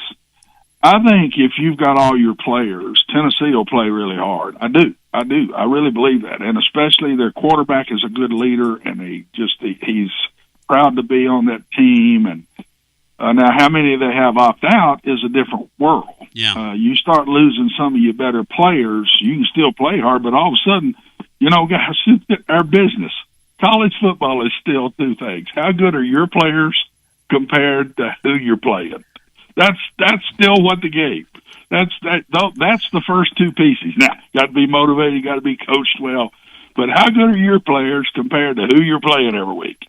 And if Tennessee loses some of their really good players, then it changes their team. If they don't, I think they will play hard. I do. I don't think it's the players that I'm talking about. But the fan bases are not near as excited when their goals were much higher than that. And I've been on teams with that. I've been on that where we've been disappointed and win. We played hard. We maybe didn't get as good a following as we would have gotten if we'd have won one more game that year. That's more what I'm talking about. Yes. So, Brian, you wanted to say something. Go ahead. Yeah, I remember a bowl game. I'm going back a ways here, but one year Tennessee played Maryland. Yes. And it was the year after they got disappointed by LSU getting knocked out of the national championship game and the SEC championship game. Yes. And they brought back a team that was expected to be really good, and they were, I think, 8-4, so they fell far short of expectations. They went to a bowl game against an opponent that they probably, talent for talent, doesn't even have near the talent they do, but the team they played wanted to be there, and the score ended up like 30-3 Maryland won. So I think that's an example of what we're talking about here, and hopefully that doesn't repeat itself. Well, here's the thing we know about Tennessee. You're led by your quarterback. This is a huge game for Joey Aguilar. There is no way in God's green earth that kid would ever opt out of this game. This is going to be a huge opportunity for him. It's the last game he'll ever play. It might be the last time he gets a chance to put a uniform on. That's exactly right, Brian. Take the words out of my mouth. And Tennessee will have, 3 or 4 opt-outs probably. But at the end of the day, they're going to put a better team on the field than Illinois.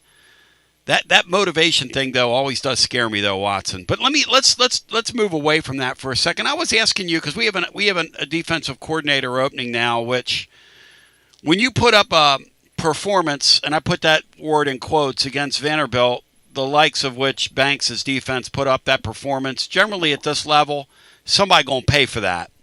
And Tim Banks was the one.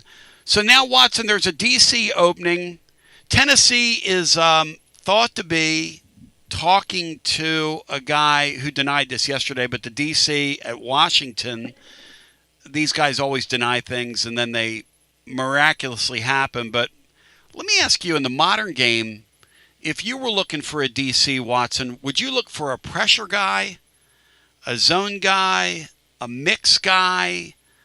Where would you lean more, the pressure guy or the zone guy? What kind of DC would you look for in the modern game? I would look for a guy that understands offenses, and he's got answers for what people are doing to people in this world today. And to me, you've got to have all the pieces. You can't be an all-run offense. You can't be an all-pressure defense anymore. The offenses are too good.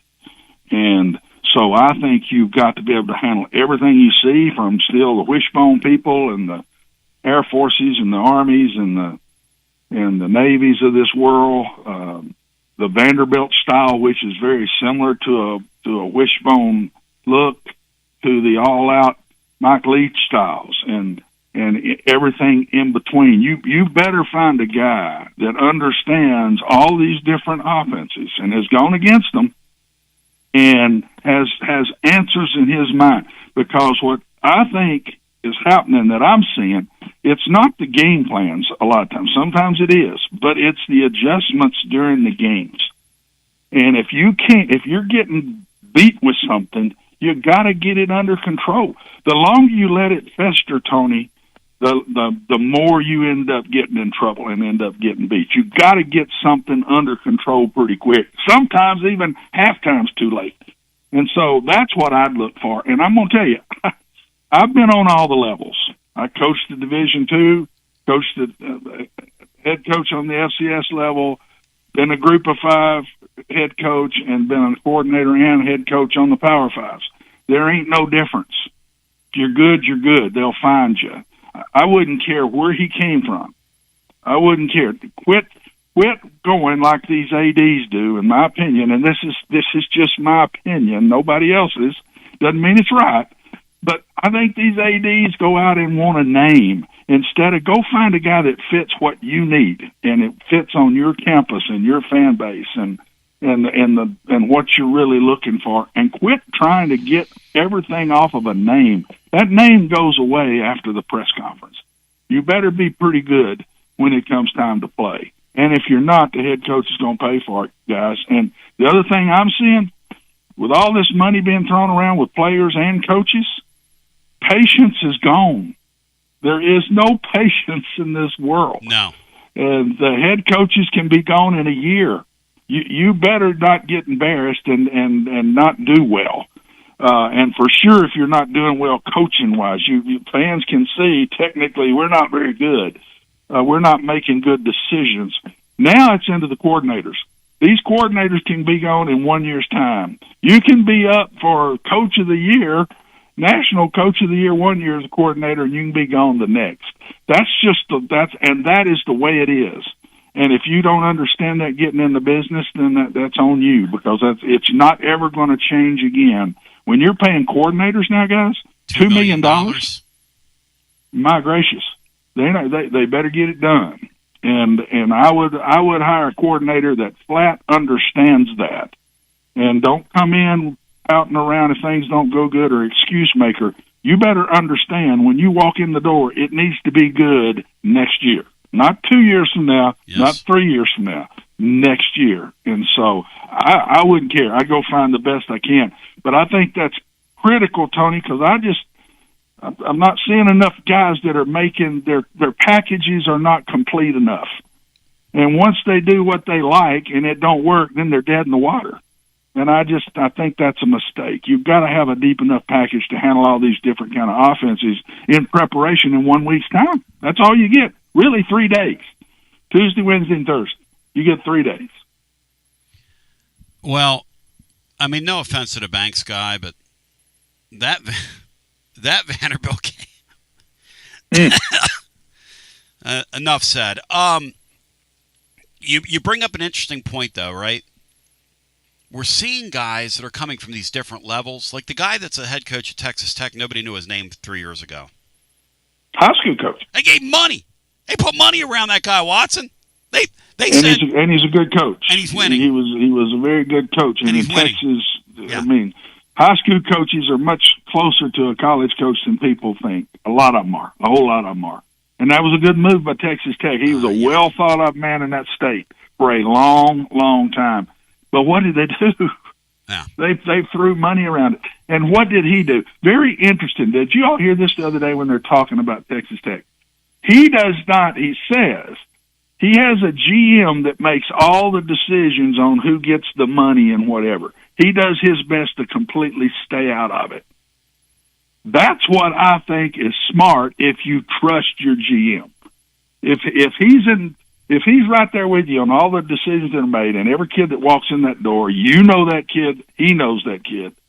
And then the head coach don't have to be the one that's saying you get this or you get that. I think that's a big plus. But it was said on TV that he really does not know what each kid gets. He coaches the kids, and the GM makes the decisions on how much money they get. Very interesting thought. I hadn't heard that yet. That's the first time I've heard that. Hey, Watson, back in the day, when kids were, shall we say, aided along the way when they came to these, especially the Southeastern Conference and the Southwest Conference where you spent time as a head coach and as a coordinator, and you laugh about those old Southwest Conference days. Did those coaches know back then what those guys were making, or were they kept away from it just as sort of a rule? The players knew what they were making. Did the coaches know? In that locker room, they knew what they were making. Did the head coaches know?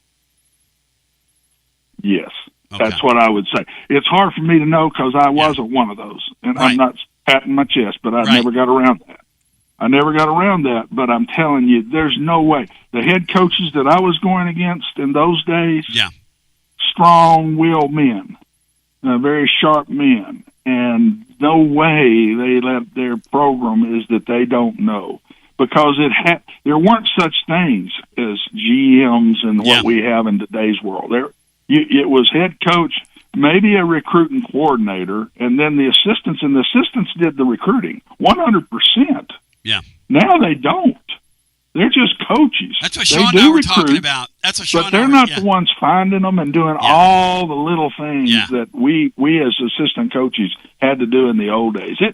You're paid more money and you do less, but you have less security and stability. So, I mean, there you go. That's what it is today compared to the old days. Hey, Cinco, these assistant coaches today, and the head coaches, it's never been an easier gig, has it, Sean, than it is today? I mean, you don't last long, but the gig is easy, man. No, I believe Coach is right. It's the pressure's ramped up to go along with the money, but the duties have gone way down. You're not seeing GAs cutting and splicing film together.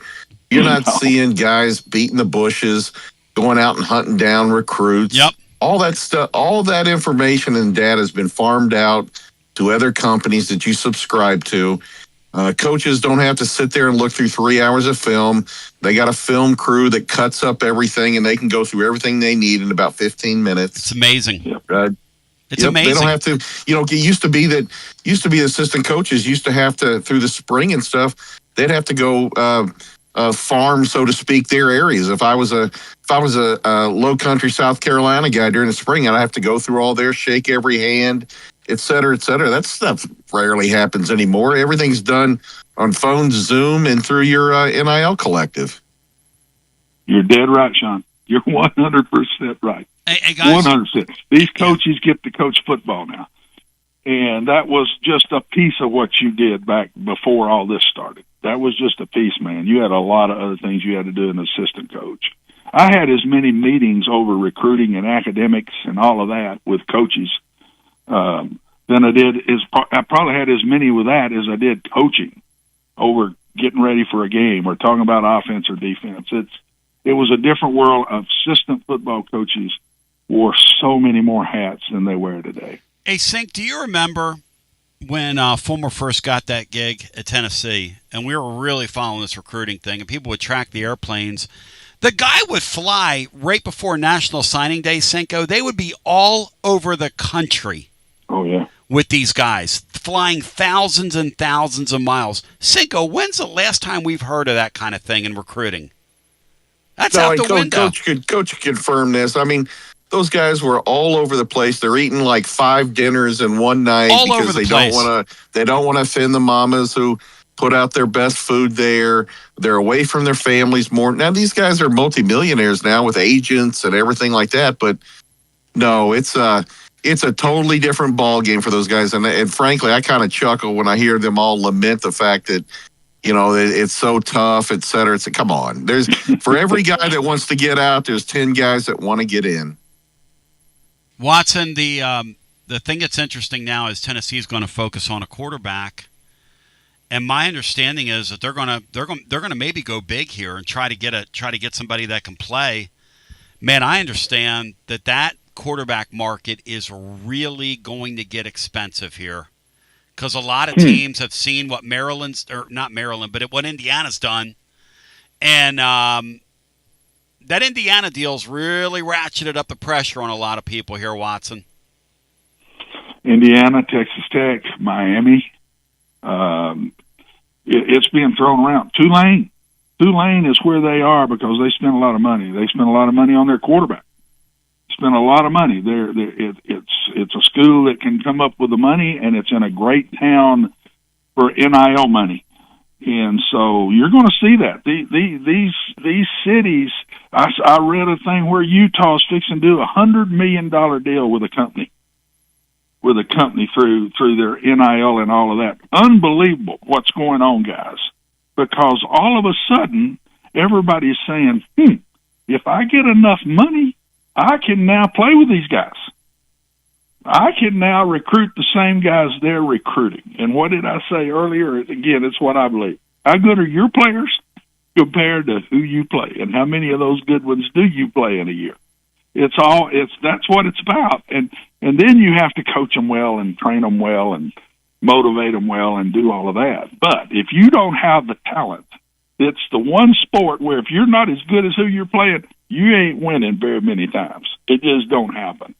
Baseball, basketball, sometimes you can get hot in basketball. You can throw one pitcher out there and beat somebody that's really a good pitcher or whatever. But in football, with 11 dudes out there, it's really, you better be good to win the games. And if you're equal with them, you've got to outplay them. But I just think this money now, we're going to start seeing business come together with schools, announce this and that. Go look up this Utah thing that I just read recently, where it's $100 million deal that they're doing with some company with their athletic program. I mean, my gracious.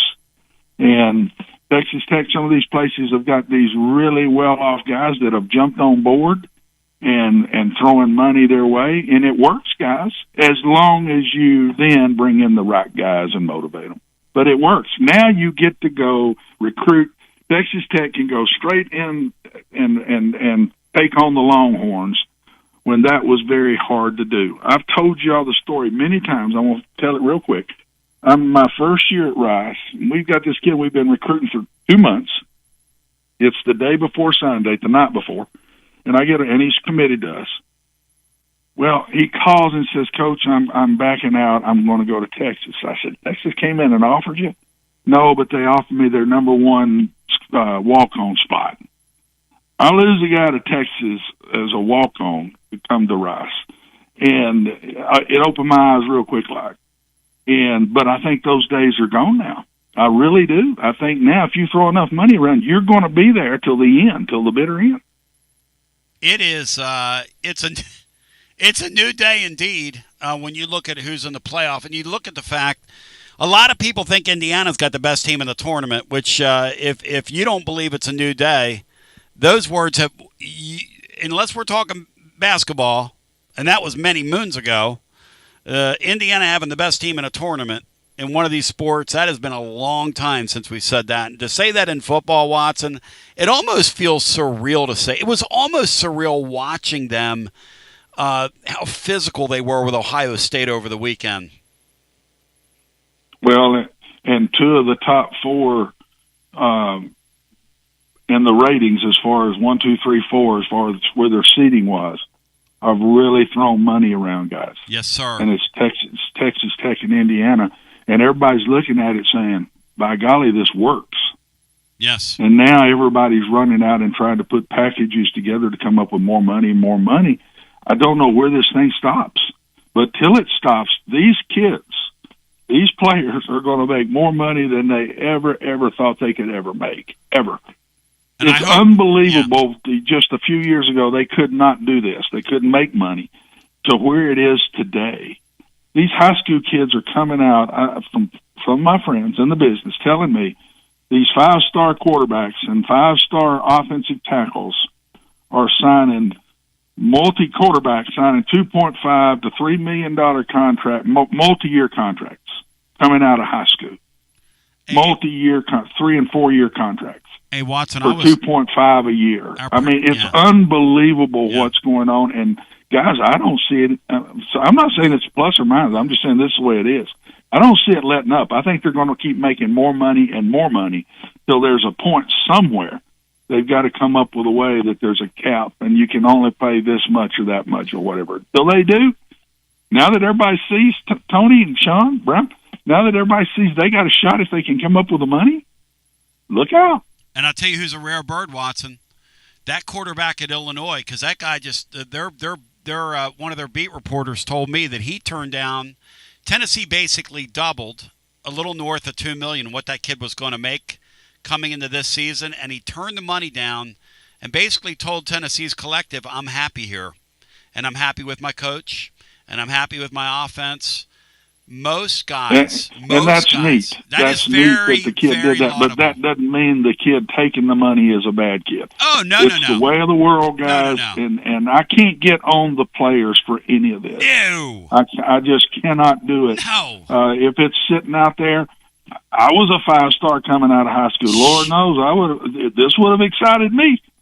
I can tell you that. So I can't. It's great that a kid stays like that. And I'm 100% in his corner. I love the Ty Simpson story. Yep. He stayed. Yes. And he's had a really good year because of it. Yes. But I can't get on the kid that also leaves and makes $2 million more than he was making. It's hard for me to do that. The one guy that's the cautionary tale in this is the guy that Tennessee had last year. You don't make moves for spite in a business. You can make moves for business decisions. That one hurt him. Yeah, that one hurt him, and because dumb. he's making less money and was on a poor team. Yeah. That's stupid. That to me is not what I'm talking about. No, that's not what I'm talking about at all. That's a different deal there, and just we're all victims of our environment. Yep. How we grew up and the parents and the people we were around as we grew up. That's what makes us all in this world. And it can also hurt you in some ways. You can get some bad advice too. And I saw that with a lot of my kids in the NFL. You can get around the wrong people, it can really hurt you. I talked to a guy the other day that was talking about you, Watson. Of course, you could have gone to Alabama. You were one of their prize guys, and you're one of the few people that said no to Bear Bryant to be the quarterback, to go down there and play. Somebody told me the other day that Watson Brown could have been a professional baseball player at a very high level, should he have chosen to do that. In his day, he could have played professionally in basketball, and he was a tremendous football player. They say you're one of the great athletes to ever come out of the state. They said, I don't know if you realize that or not. It was a feller that knew of you, probably about 10 years younger than you, but from your area, and said, Watson Brown, when I hear him on there, Tony, I don't know if you realize this guy's he was an athletic legend in his day, like a legend. So I just wanted to say that for the kids listening. Watson knows from whence he speaks. Thank you, brother. Hey, well, love you guys. I love you, brother. Thanks, man. Hang in there. You're the Honor man. to be on with you. You're the man. You're the man. The great Watson Brown, presented by our friends at Simpson's Meats. Yeah, ladies and gentlemen, boys and girls, children of all ages, you're talking about a guy that literally, like, this guy was telling me, he said, Tony, we don't have video from back then. He goes, you're going to have to take my word for it. But when people tell you that this guy was a legendary athlete here, like he's one of the all-time great athletes to ever come out of the state of Tennessee. So there you go. Tony. Yes. He was a starting quarterback at Vanderbilt and returned a punt for a touchdown. He was the punt returner and quarterback. Wow. At Vanderbilt. So, Cinco, let's pivot. I was told that Tennessee's going to get serious once it's all happening concurrently. They're getting ready to really go high-ticket shopping in the portal. Okay? They're getting ready to spend millions and millions of dollars in the portal. This is getting ready to get, like, pretty serious up in here. They've got a bunch of money that they're getting ready to spend. This thing is getting ready to get a sense of urgency. Now, we'll see what they can get home with, how they spend it, how they do it. But I want you and Brian on the other side. I want you to prepare a shopping list for me. And let's just say for the sake of the conversation, we have, I don't know, I'm going to throw a figure out that's very high, okay? Like that they're not going to spend, but we know they're spending $15 million in rev share money. But let's just say we've got another, I don't know, let's say 18 to 20 million to spend in the transfer portal. I want to know what percentage, Sean, of that money of $18 million you would allocate toward a quarterback. What percentage of that you would allocate toward your defensive line? What percentage of that you would allocate toward your linebacking core? What percentage of that you would allocate toward your secondary? And I want us to talk about that. And the number, and I would like other folks to chime in. Would you go big on a quarterback? Or would you try and get the guy over, say, over at Old Dominion that people have talked about? Or would you go get an 11 Derby and spend north of $3.5 million for him, which is what it's going to take? The fact that Tennessee was willing to go north of 2 after the Nico thing speaks to two things to me. One, they got the money. Because we had the guy from Illinois tell us that on the air. Some of you were cracking on the fact that the guy from Illinois was on here. I've been at this a little longer than you have. And the guy from Illinois was a damn good guest today. And that was highly illuminating. And it leads me to this. Somebody got some money somewhere. The fact that Rick Barnes was able to, and some would say, well, Tony, that was an old dispensation. We're under a new agreement now. Listen to me. If you think these Southeastern Conference teams are going to sit around and wait on whether or not some made up on the back of a napkin clearinghouse is going to clear these players before they get them on these rosters, you're out of your mind. You're going to ask for forgiveness later. And if you think with the big business that this is, that these guys are all going to watch and wait and see what other people do, I was told today that's not what's going to happen. I was told today that the loss to Vanderbilt has gotten some attention and some urgency has been pumped into this thing, and they're getting ready to spend some money. And I find this pretty interesting. I find it all pretty interesting. But let's say you got $18 million to play with. I want Sean. Let's put together a little shopping list here. Let's see how we can spend it, because this stuff is not cheap. It is not cheap. And by the way, you're also going to have to spend some of that money to keep guys on your roster as well. If you'll remember last year, Tennessee had a couple guys like a Mike Matthews who flirted around with the portal. Who else, Sean? Who else, Cinco? Of course, the Boo Carter thing was the deal there. Yeah, he got expensive. Yeah, I don't.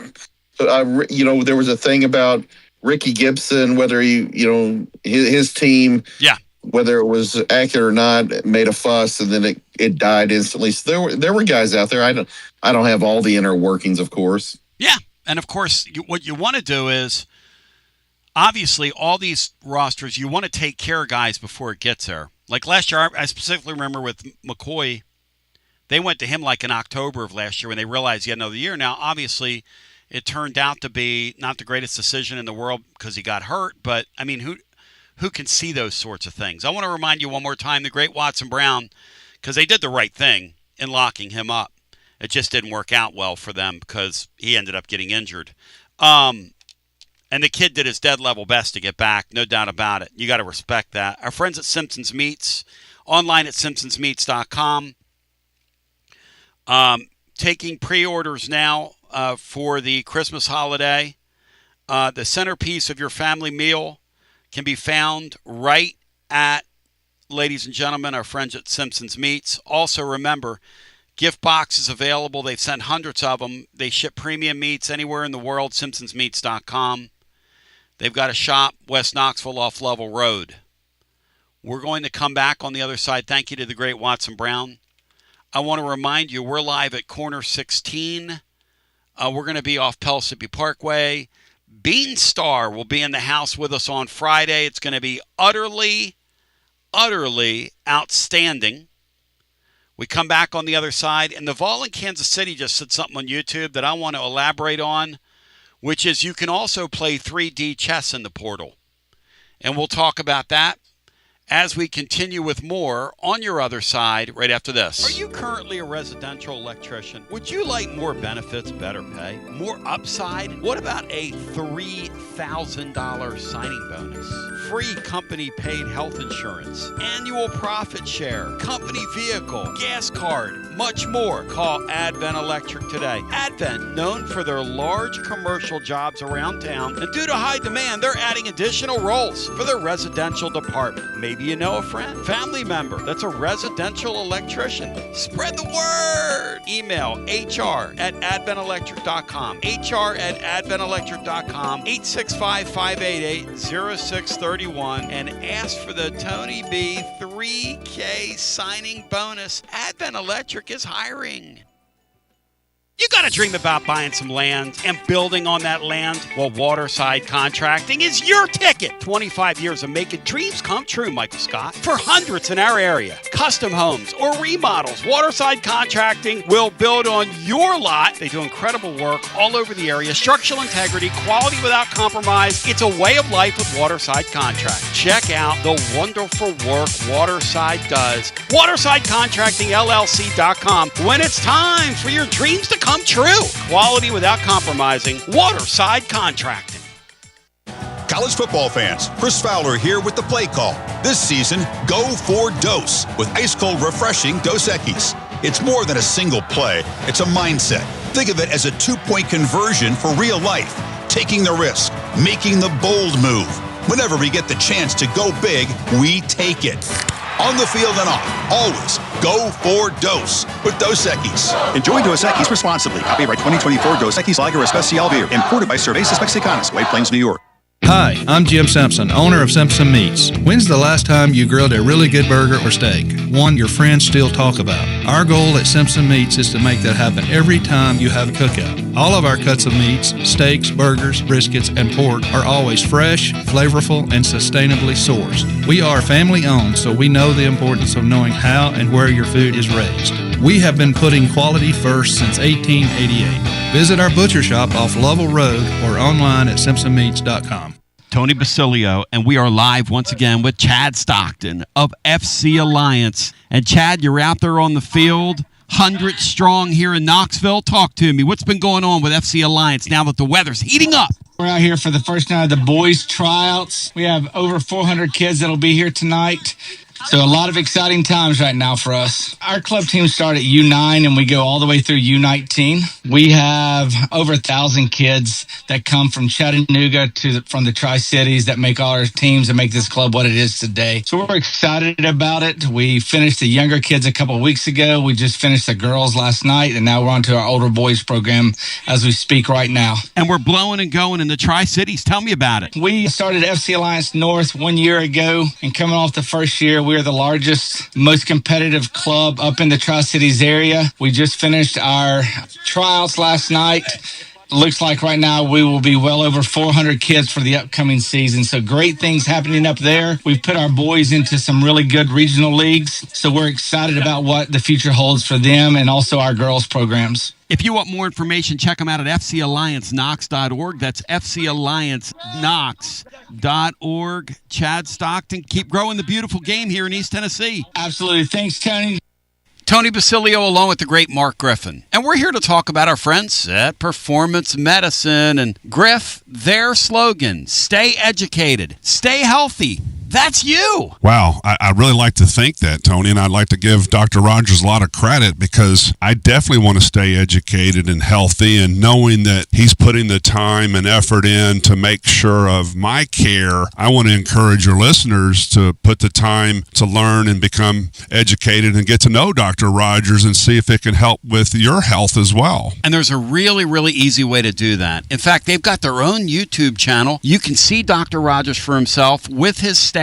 It's called The Performance Medicine Show over at the Performance Medicine channel over on YouTube. Also, more information at performancemedicine.net. To our friends in North Knoxville, a brand new location over in Fountain City, now accepting patients. So many ways to reach Dr. Rogers. And like they say, stay educated, stay healthy. Performance Medicine, online, performancemedicine.net.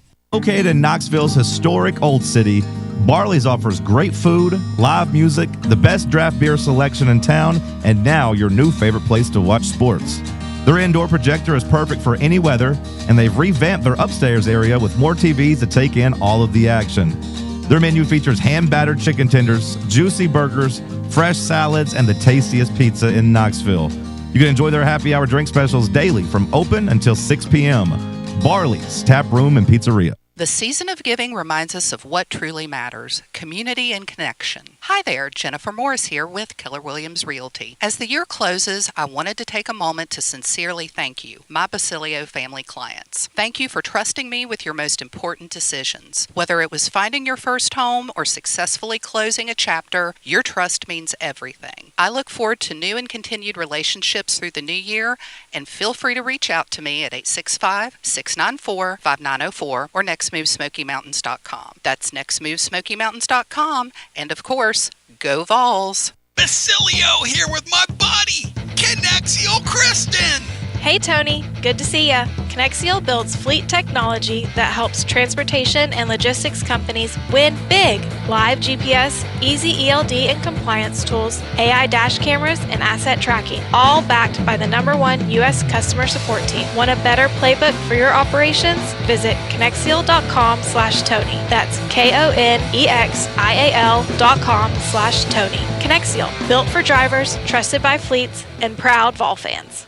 And so the question is, as we welcome you back on your Tony Basilio show, you got $18 to $20 million. I'm just saying that figure. I don't know that that's a figure, okay? But what are you going to do with it? I'll tell you this. If you play around and you get a quarterback out of the transfer portal, that can play. That can help you next year in the SEC. The minimum that's going to cost you is $2 million. That's $2 million off the top right there. Minimum. $2 million. That's just the going rate. It's just what these guys are making.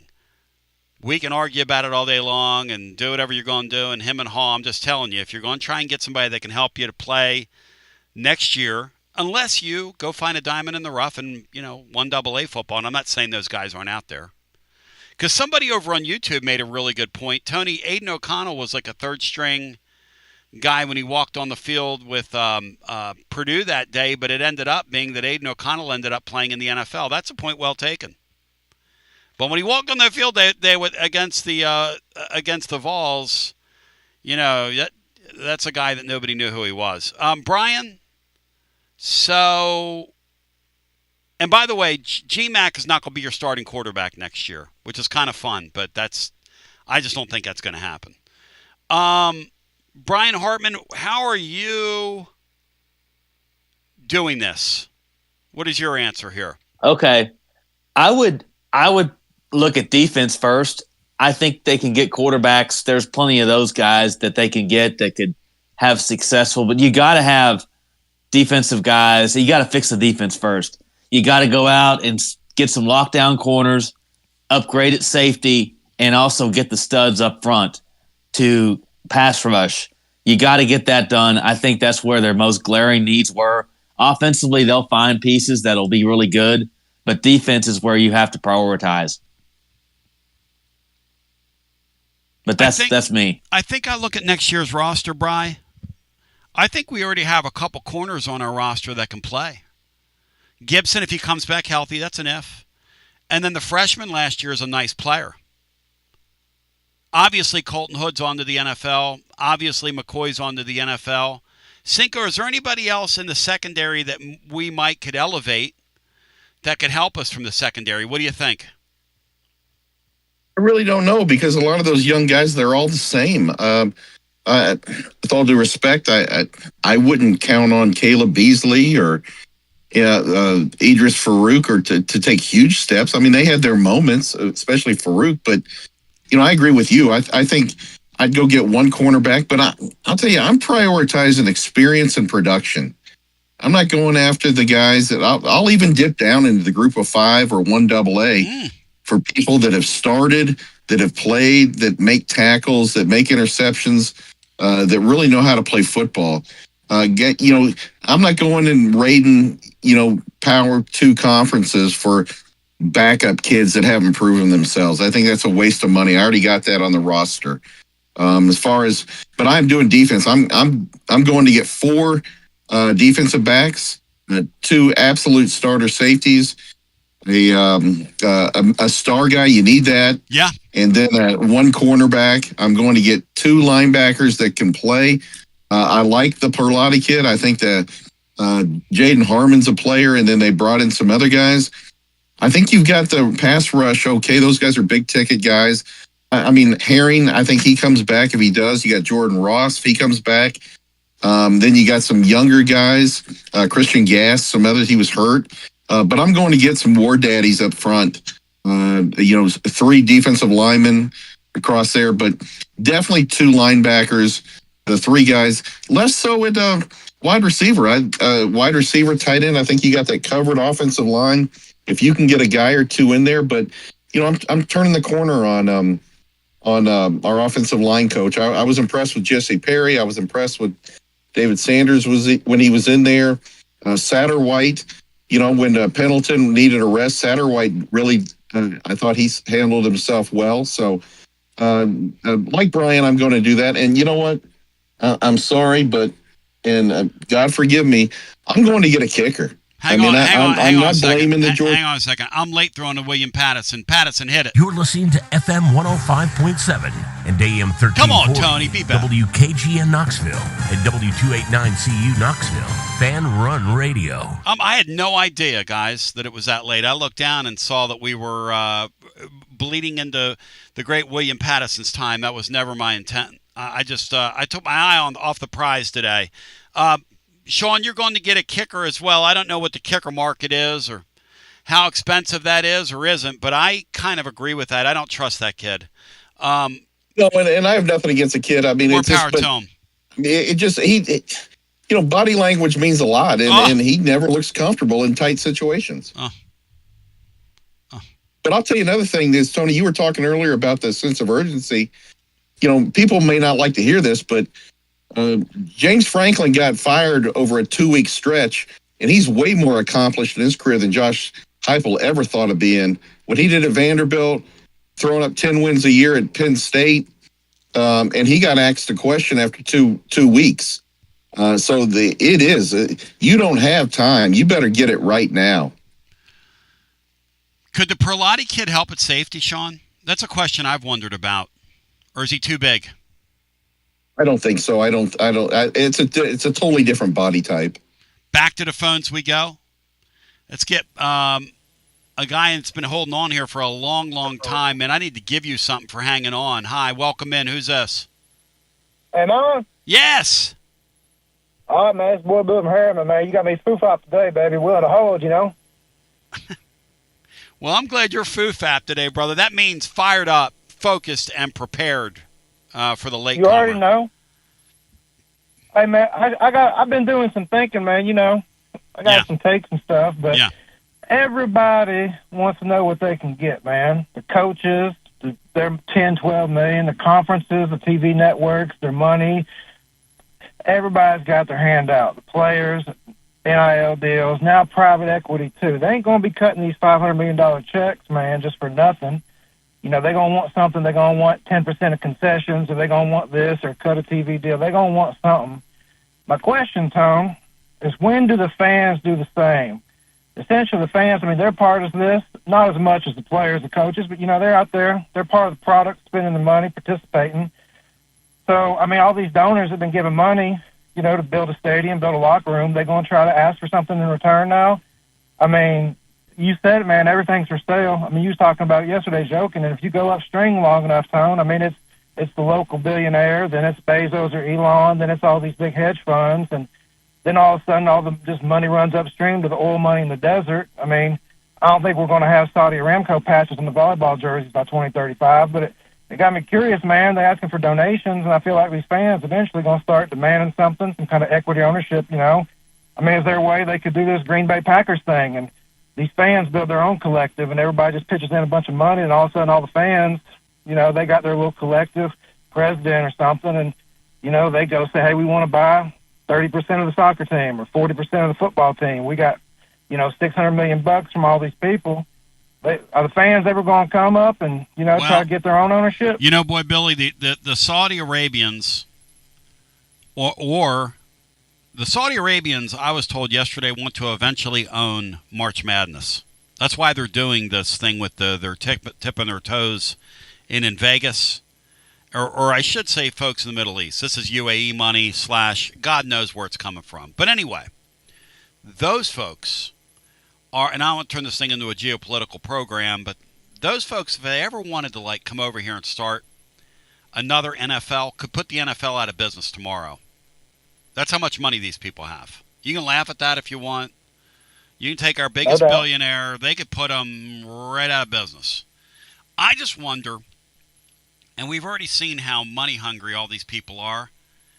You saw Utah do it yesterday with private equity. They just went ahead and jumped in there.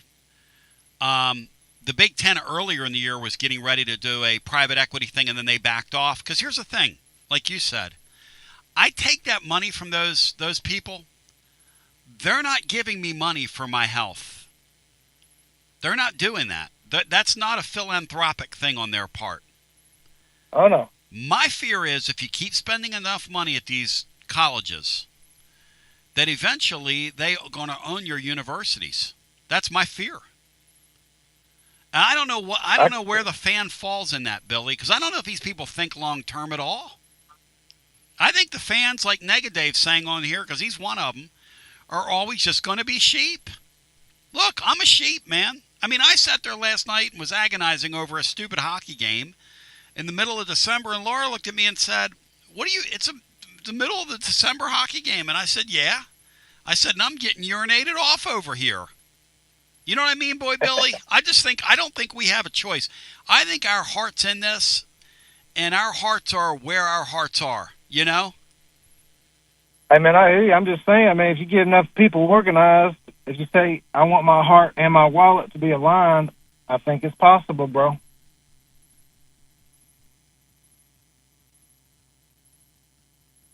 Yeah, I don't think it's ever going to happen, though, man. I don't think so either, man. We just, you know, day to day, week to week, check to check. What do you want to see us? What's your number one priority out of the portal? Is it quarterback or is it on defense, like Bryce said? Oh, man, I want swag, bro. I want somebody to come in that talks a little S, backs it up. I want some big boys. I want 350-pound D linemen, Mount Cody types, to go up there and bust up some stuff, man. I want people that wear chains. I want people that talk a little bit. I want somebody to come in and really light some enthusiasm and say, hey, kind of like a Tony Vitello throwing a bat flip 50 feet in the air. You know, his guys, man. I want some real swag out there. Cinco, what do you think?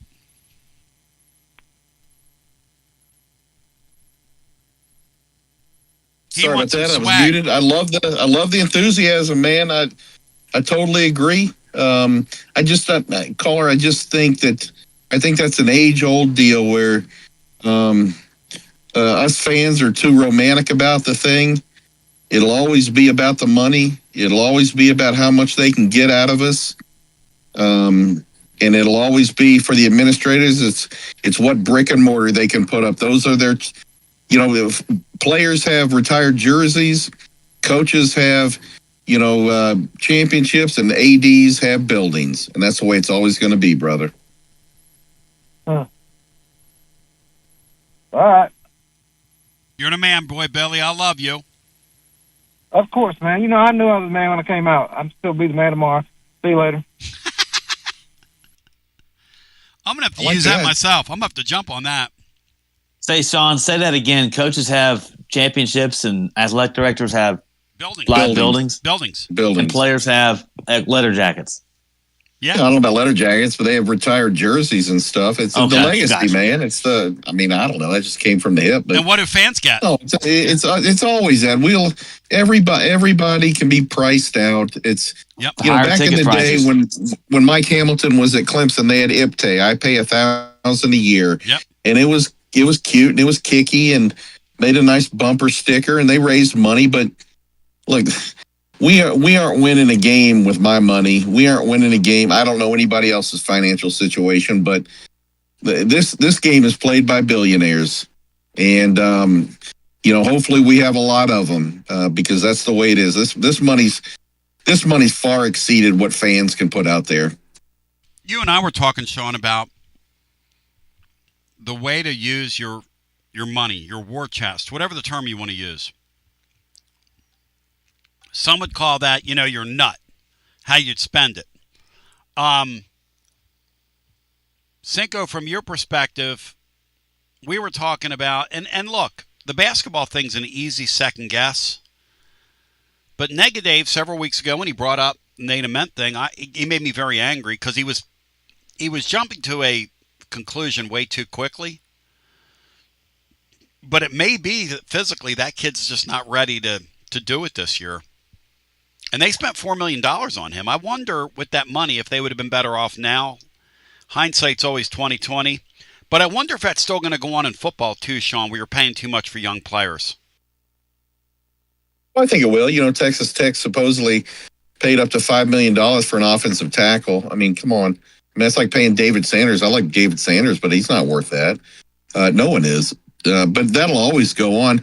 With the Nate Ament deal, I don't know.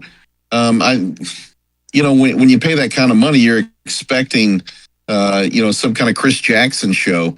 Kids putting up 16, 17 points a game for the season. Obviously, the tougher competition, he's faded off a bit, and it's likely that his best basketballs in the next 3 or 4 years, not this year. He Negative makes a very compelling point there. But in college football, if you haven't made it in your second year, kind of like we used to talk about coaches, I really don't know if there's a place for you. Especially, except for defensive linemen. That's if I'm a GM, that's the position. I'm kind of hoarding like they did this year. I'll keep a few of those potential guys around, but every other position's up for grabs on my team. And I don't know how, right now, I don't know how feasible it is to have 3 millionaires in your quarterback room. I'm not second guessing whether you should have those guys or not. That's a lot of money allocated in one guy that can play. Yeah, it's really, really an interesting conversation to have. And the thing is, we don't know what these guys are making, but we do know. It's kind of like what Watson Brown said earlier.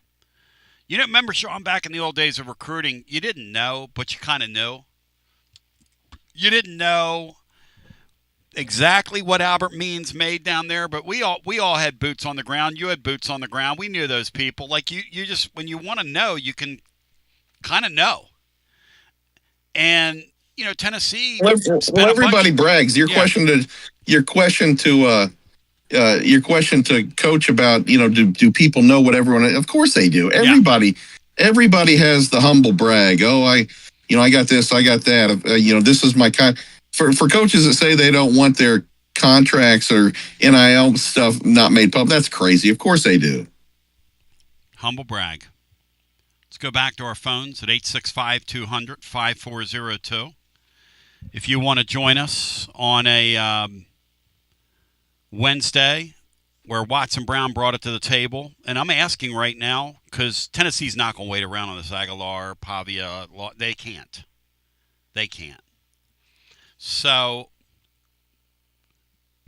let's say you have, I don't know, $20 million nut like we're talking about, or $20 million war chest to play with. How much of that you allocating on a quarterback, and do you go big?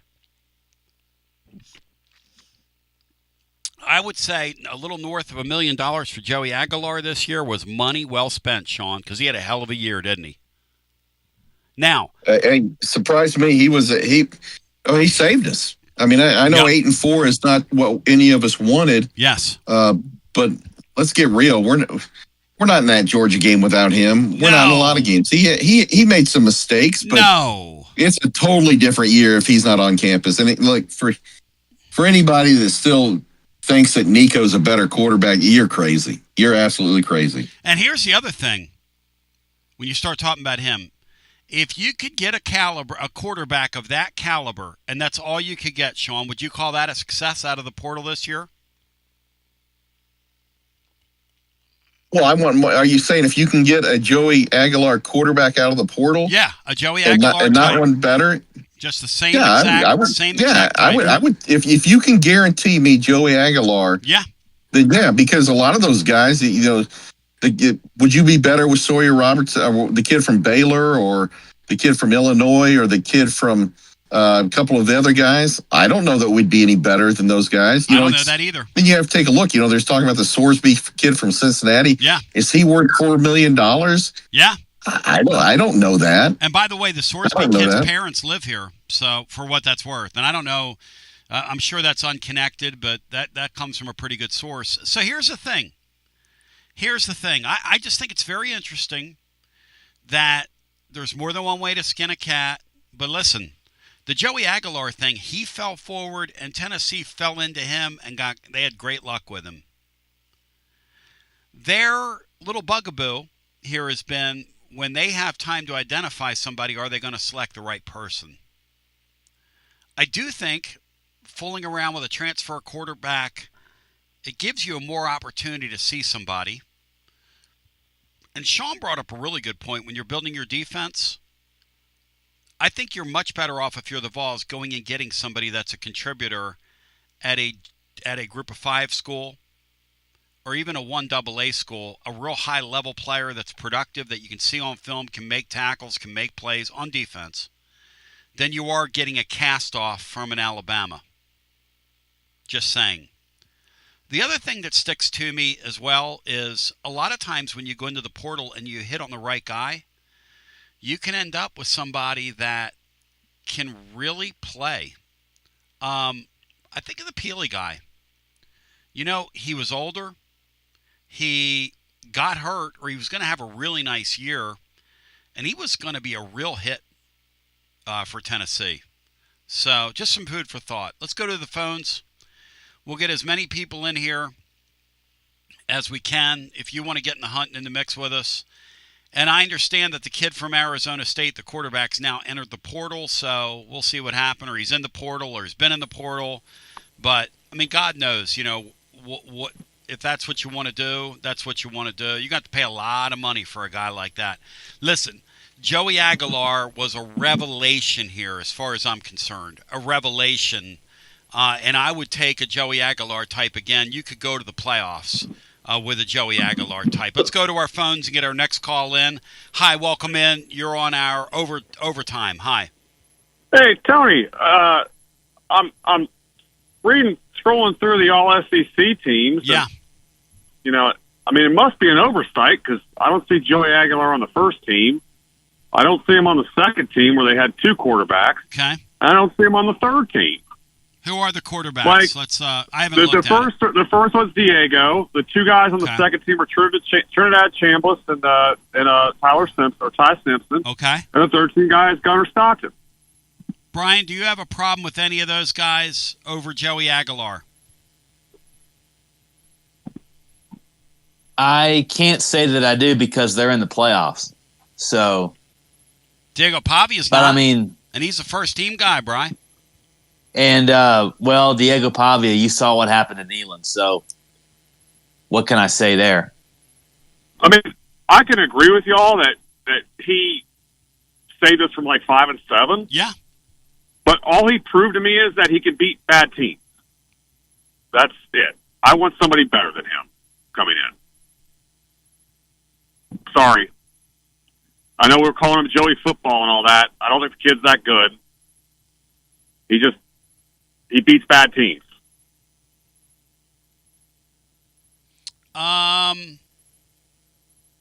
Cinco, what do you think? Well, I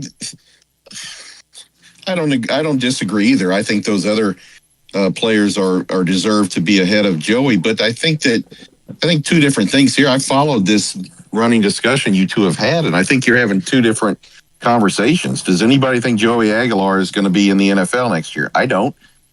But was he a revelation and a big-time quarterback for us? Yes, he was. Both those things are true. I watched your Julian saying this past weekend, and I came back lacking. No. Hang on a second. I'm not here to have an argument with him. Columbo. I'm not here to have it. No. I'm not here to have an argument with him at all. No, because there is no argument. Because Sagan blew over the weekend. He blew. I thought the kid that they had last year, McCord, was that his name? I thought he was Will Howard. And I think a lot of people could do that. Yep. Sagan could, in the next year or two, Sagan could be Tom Brady for all I know. But I think you two have had a well-spirited a dual conversation, and I think you're both right. I don't think anyone was trying to throw Aguilar down Colombo's throat and saying he was the second coming. And by the way, he was. I appreciate him being here, and I think he did a fantastic job given the circumstances. If we had a kicker, he beats Georgia, right? I mean, you act like he didn't compete in those games. He played very well in that game. I didn't say he didn't. I didn't say that he wasn't a godsend for us. He absolutely was. I'm saying I don't want him next year. I want somebody better. And I agree my with whole that. thing all along is, if you don't let the Nico thing become a circus, or you tell him to kick rocks when you first find out he's shopping himself around, you could have gotten somebody better. But it is what it is. They did a heck of a job. They did a hell of a job getting him ready to play. I agree with that. No doubt. Yes. No doubt. Yes. I think, and honestly, I kind of think 8-4 was a pretty good coaching job. And I know people there's this talk about a hot seat. I don't think he's anywhere near a hot seat. I think it's probably a 3 out of 10. If he's got a good recruiting class, he gets this DC hire, which is what everybody wanted him to do, was get rid of the DC and bring somebody else in. He's doing that. He goes out and wins this bowl game. I think the hot seat's down to a 1, and everybody can kind of relax. And now about the NIL thing, it's different now because if, and this is a big if, the NIL has to all go through this clearinghouse to be approved. Well, it doesn't really matter how big your war chest is in terms of your collective. You have to have now, who knows if they're really going to be able to enforce this? I don't know. They're not enforcing it, and they're going to funnel money to these people. It's the new world. No. We'll see what they can do. But a place like Tennessee has some advantages. That's all silly because, and I'm saying that's all silly because the only 3 players that would have been able to justify their NIL money, and not because they're great, would be Arch Manning, Shedeur Sanders, and Travis Hunter, because those are the only 3 athletes that have been in consistent national marketing campaigns that could justify that kind of expenditure. That's why that whole clearinghouse is a joke. Total joke. Because Mark, I would say Jeremiah Smith would be in there, but you and I both. You and I both know, Mark, that the first court case, that's all going to go out the window. I'm telling you right now, they are going to be aggressive. They've got a multi-million-dollar war chest. They're going to spend above whatever the figure is. Yeah, come on, all these teams are. You're either going to do that. Yeah, or you I get it. Teeth. I get it. Yeah. But my thing was always, I want older guys in here because they've been in Division I practices, they've been in Division I strength programs. Mm-hmm. And the reason why, like, Georgia and Alabama have fallen off, and I think they have, is they don't have the defensive line rooms that are filled with a bunch of 5-stars. Look at us with Lance Hurd. This is the offensive line, but look at us with Lance Hurd. In the old days, Lance Hurd would have sat for 2 years at LSU. Correct. And then Will Campbell graduates, and he goes and takes Will Campbell's spot. That's correct. But instead of getting backup money at LSU, he got starter money at Tennessee. And so it's really hard to hold on to your depth and develop guys if you're trying to go the high school route. You know, if you say we're going to go high school and we're going to plug in the portal, but we're going to go high school, we're going to develop our guys, and we're going to pay to retain our guys. Yes, which is a route to go. But if you're a sophomore and Arkansas sees some of your film and says, "Come start for us and get starter money," well, they're not going to take the backup money at Tennessee. So it's hard to maintain your depth doing it this way. That's why the portal's so necessary for some of these schools. Amen and hallelujah, brother. And how are we doing on the Walters thing? Is it closing in on a deal here or what? I mean, look, everybody I talk to seems to think that we're going to wait for the bowl game to be played. In the meantime, they're kicking the tires on some more people just in case, and we'll see what happens. One factor to consider is that there was some talk. I can't quote this, but there was some conversation that his buyout drops by $1 million on January 1st. That's interesting. That's not real. I mean, that's real money to me. Not for you in Colombo, but for me, that's real money. So that's real money. Hey, in this era, you got to. Well, with the Saudis come and own all this, it's not really going to matter. Everybody's going to have money, but the Saudis end up paying for it all. Yep. Do you believe this, Tony? What are they doing? Oh my God! No, it's totally out of control. No, it's completely. It's like, I'm not saying I'm anti-paying players, but they didn't foresee this coming when these athletic departments that are already stretched thin budget-wise, you've had tens of millions of dollars on their budgets to pay these guys in this rev share thing that we're going to have to go out and find more money. Like, and I didn't think it would be Utah. I thought it'd be like Miami or Florida State that would do this, or like Kansas State or Iowa State. But Utah? Yes. Like, I mean, who has, by the way, get ready. It's going to get ready, Tony. It's going to be the Tennessee Volunteers sponsored by Meta versus the Alabama Crimson Tide sponsored by Saudi Aramco. That's coming. No, it's no question. These it's guys disgusting. are total pigs. They're total pigs, and they won't be able to turn that revenue down. And the Big Ten almost did it, as you know, with the private equity stuff. Yeah. And we've seen this in sports. If Utah does it, and they get a huge edge, and they jump out there with a huge war chest, and you can tell me all day long that these people are going to stick to this rev share thing. No, they're not. No. They're never sticking to the rev share thing. Ever. Ever. Ever. So you're going to let private equity make your decisions as an athletic department, and they're not going to be worried about winning and losing games. They're going to be worried about making money. And then eventually what's this turn into? Yeah, and then eventually they're going to own your athletic department, which is and you're not going to be. You're just going to be franchises that lease the name of the school. That's going to be it. Really gross. That might be my jumping off point. And how soon? Give me an over/under on number of years before the student athletes are officially no longer real students. Like, they're not really students now. They're not going to class. Everything's online. Like, they spend all their time in the football building. They're not really students, but they're still enrolled in school. How long till they're not even considered students? What do you give it, 5 years? Well, as soon as you collect a bargain and admit what this is. Yeah. Yeah.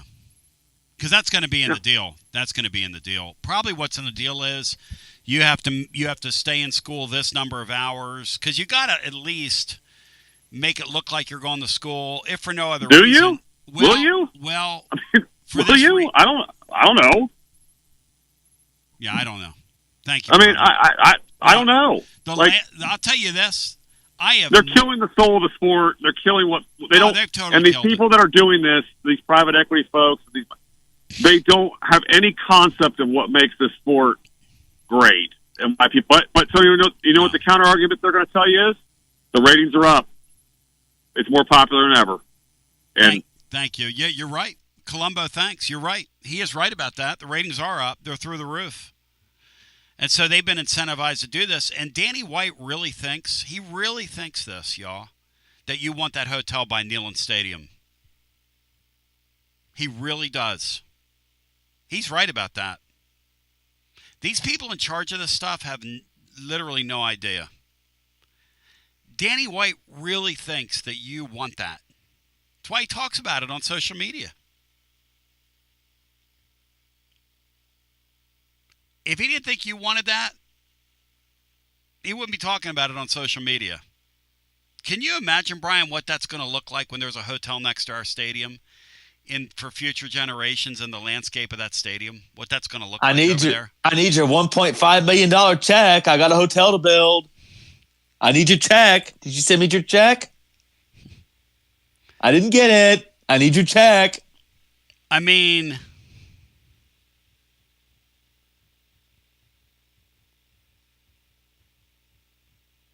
back to the phones we go. 865-200-5402.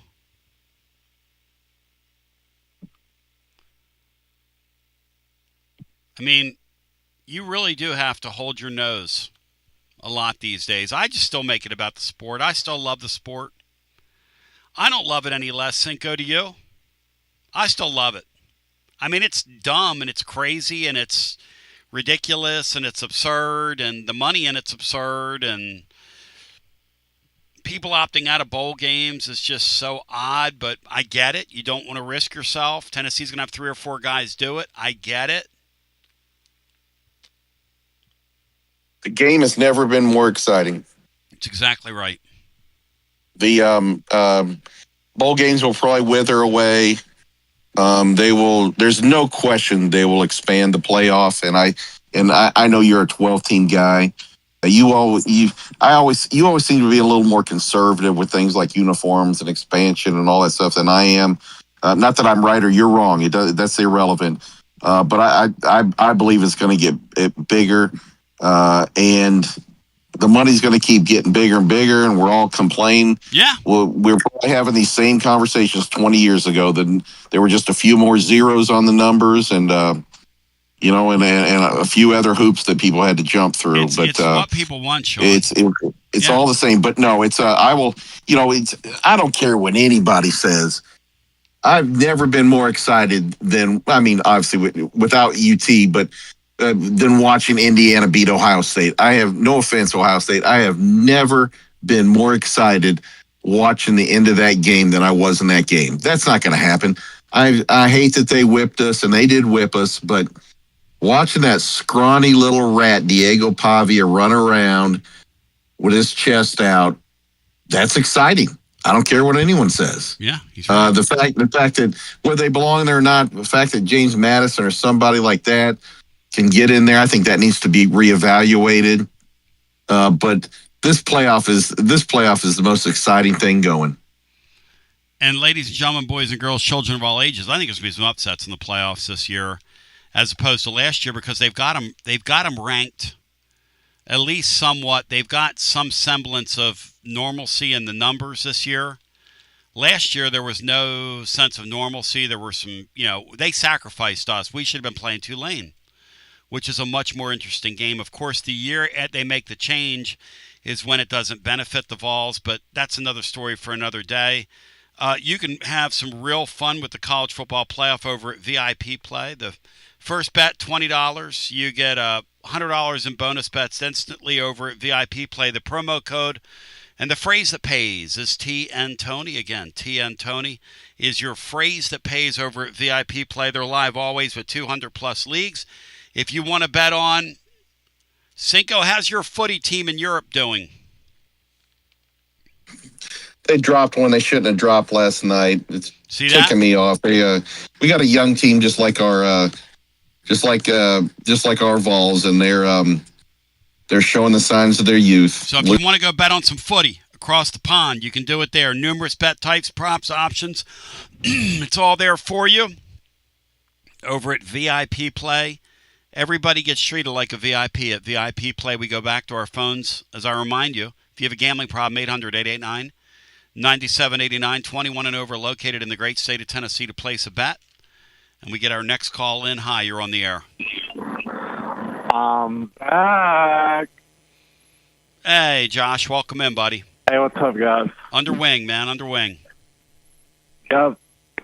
Tony, so glad to have you back, brother, and you're restored. I agree under your circumstance, like we talked last Friday at Corner 16. Yep, I am going to come back under wing. So great to have you, buddy.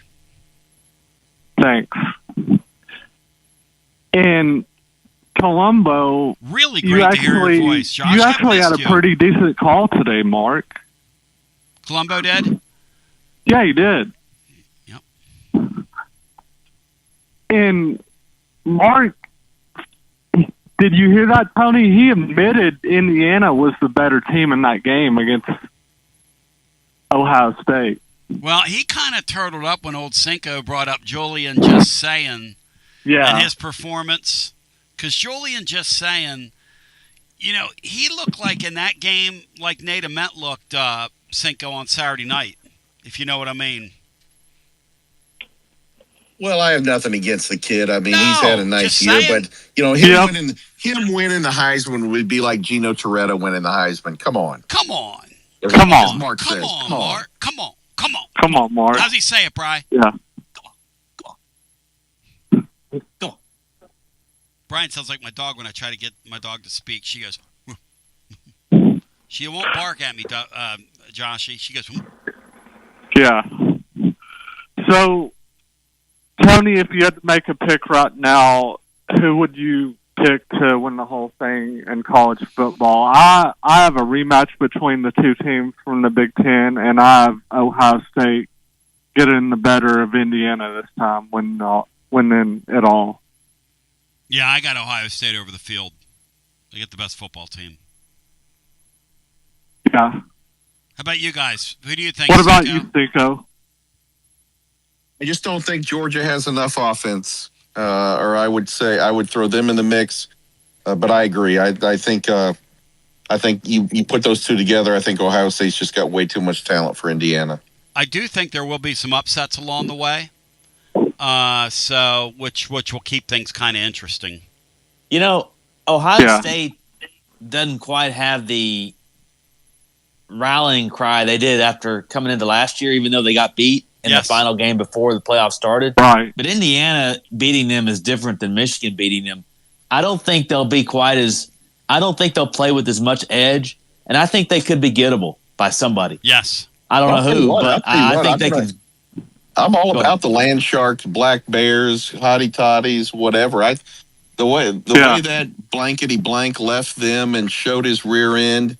I've had a Matt Dixon level hate for Ole Miss over the years, but I'm actually rooting for them. It would be really funny to see them go on a run here in the playoffs. I don't think they have enough defense. And this Pete Golden guy that they've hired is like a comedic actor. He's a boob. Unplugged. He's a boob. He's a maniac behind the microphone. Yeah, he is. He's really funny. He's like kind of unkempt looking, and he's just sort of like top of the mind. The things he says are really odd, and he's quite a card, man. Quite a character. He's got zero chance. Yeah, he is. He's failed. He's like Dooley. He's failed forward quite a bit. Yes, he has. Yep, he sold a lot. Yep. Hey, Tony, do you think it's sooner, or do you think we're a long ways before, like, these non-bowl games go away, like the ones we really don't care about? Too much money in You know, it. as long as ESPN's willing to televise this, and I don't know why they would quit, because it's not attendance, it's people watching them, people betting on them. Yes. I don't think the bowls are going anywhere. That's true. Well, they need content. This is content for That's them. exactly right. Yeah. And someone said, I don't know if it'd be a great idea or not. I think it might have been Rusty who said this. Have the bowl games in the preseason. That's a great idea. Have every team play like a celebration. Have every game's a celebration bowl. Put names on it. In the 90s, they did that. We had the Pigskin Classic. We had the Kickoff Classic in the Meadowlands. Cinco went to. You had several of those preseason games. Those were a lot of fun, and they outlawed one in the them. Meadowlands. Yeah, they outlawed them. Yep, and they outlawed Well, you've got that now with the game in Atlanta. Tennessee and Syracuse kind of felt like a bowl game. Yeah. Oh yeah.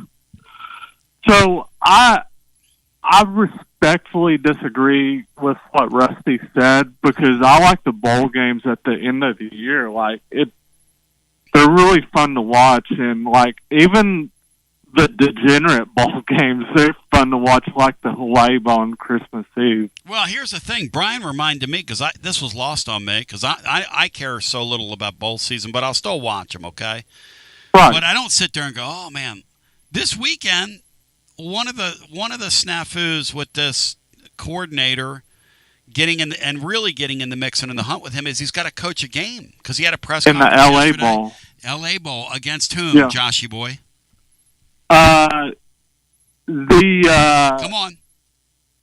Come on, do it, man. Come on, you can do it.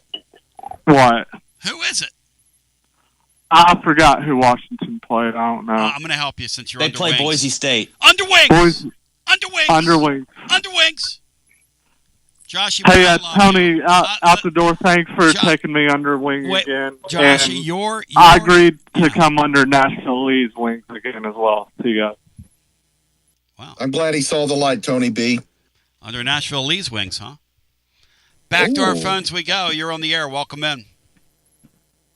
Oh, is this me? Yeah, go right ahead. Hey, Tony. Hello from snowy Pennsylvania. Wow. Where in Pennsylvania are we? That's a really good question. I'm on 78, about the mile marker 30. There's a Cabela's there. I don't know if you come up this way when you go home. Yeah. No, that's way, way beyond. I'm in southeastern Pennsylvania. My people. Yeah, I'm about 30 minutes from Allentown. Okay. Yeah, you're in a country, brother. Yeah, I'm getting ready. I'm going around the Lehigh Valley Airport. Yes. Yeah, I deliver there on the backside of the airport.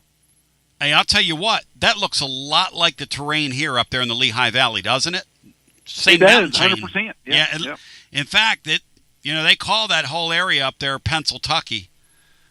So the distance, that land between where Philly and Pittsburgh are. Yeah, and you would think being this close to New York City, right? It wouldn't be as rural as it is. Totally rural. It's beautiful country. It's gorgeous up there. Gorgeous. Yeah. No, I was Alabama. Was that? I wanted to come. Hang on, Bry's got something. I was going to say, I thought they compared it to Alabama between Philly and Pittsburgh. Well, it's Pennsyltucky, Pennsylvania. Yeah.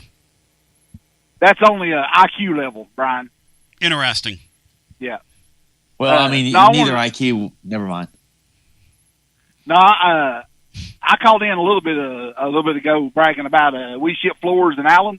Yes. And I went up there and talked to him, introduced myself. My wife wanted to look at flooring. I wanted to tell you what he did for us. All right.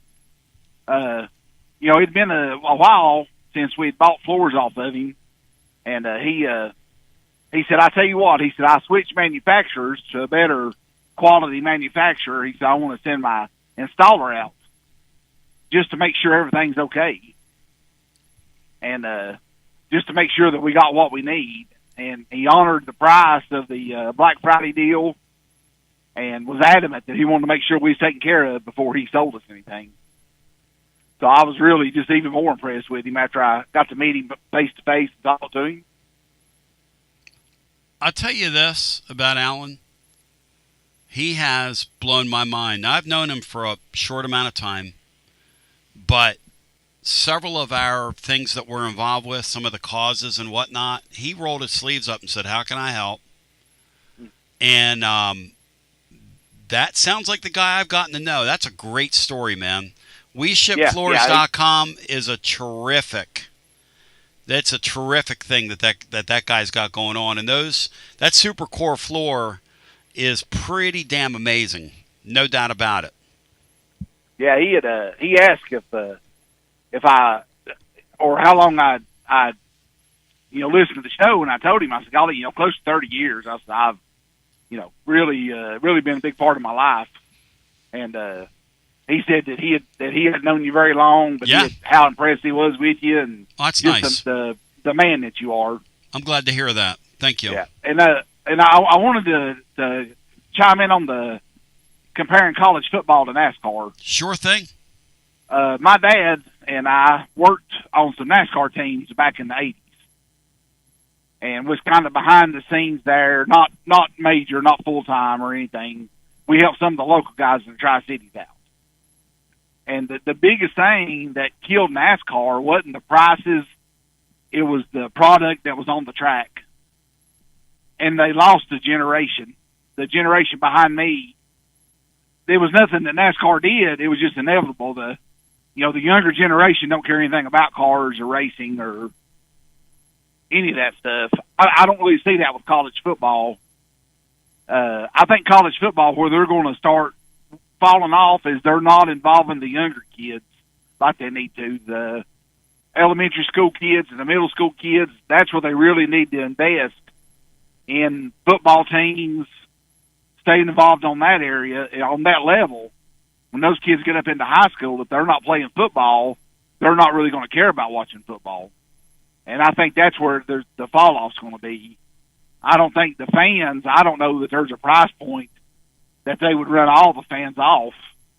Well, like it's a passion. You bring up a really good point. Here's another thing that's going to happen. These ADs are so short-sighted that all around these stadiums all over the country, they've cut student ticket allotment.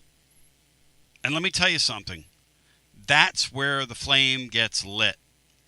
100%. And when you can't get into a stadium because you're like your third year at UT and you can't get into a stadium because they're too busy worried about putting somebody 50-plus in the seat that should be yours or 40-plus in the seat that should be yours, that is a huge misstep on the part of these athletic directors who really don't care. All they care about is the here and the now. But I'll ask them, where's the ticket buyer of tomorrow going to come from? The answer is you are cutting off that plant right at the base of the plant before it even has a chance to grow.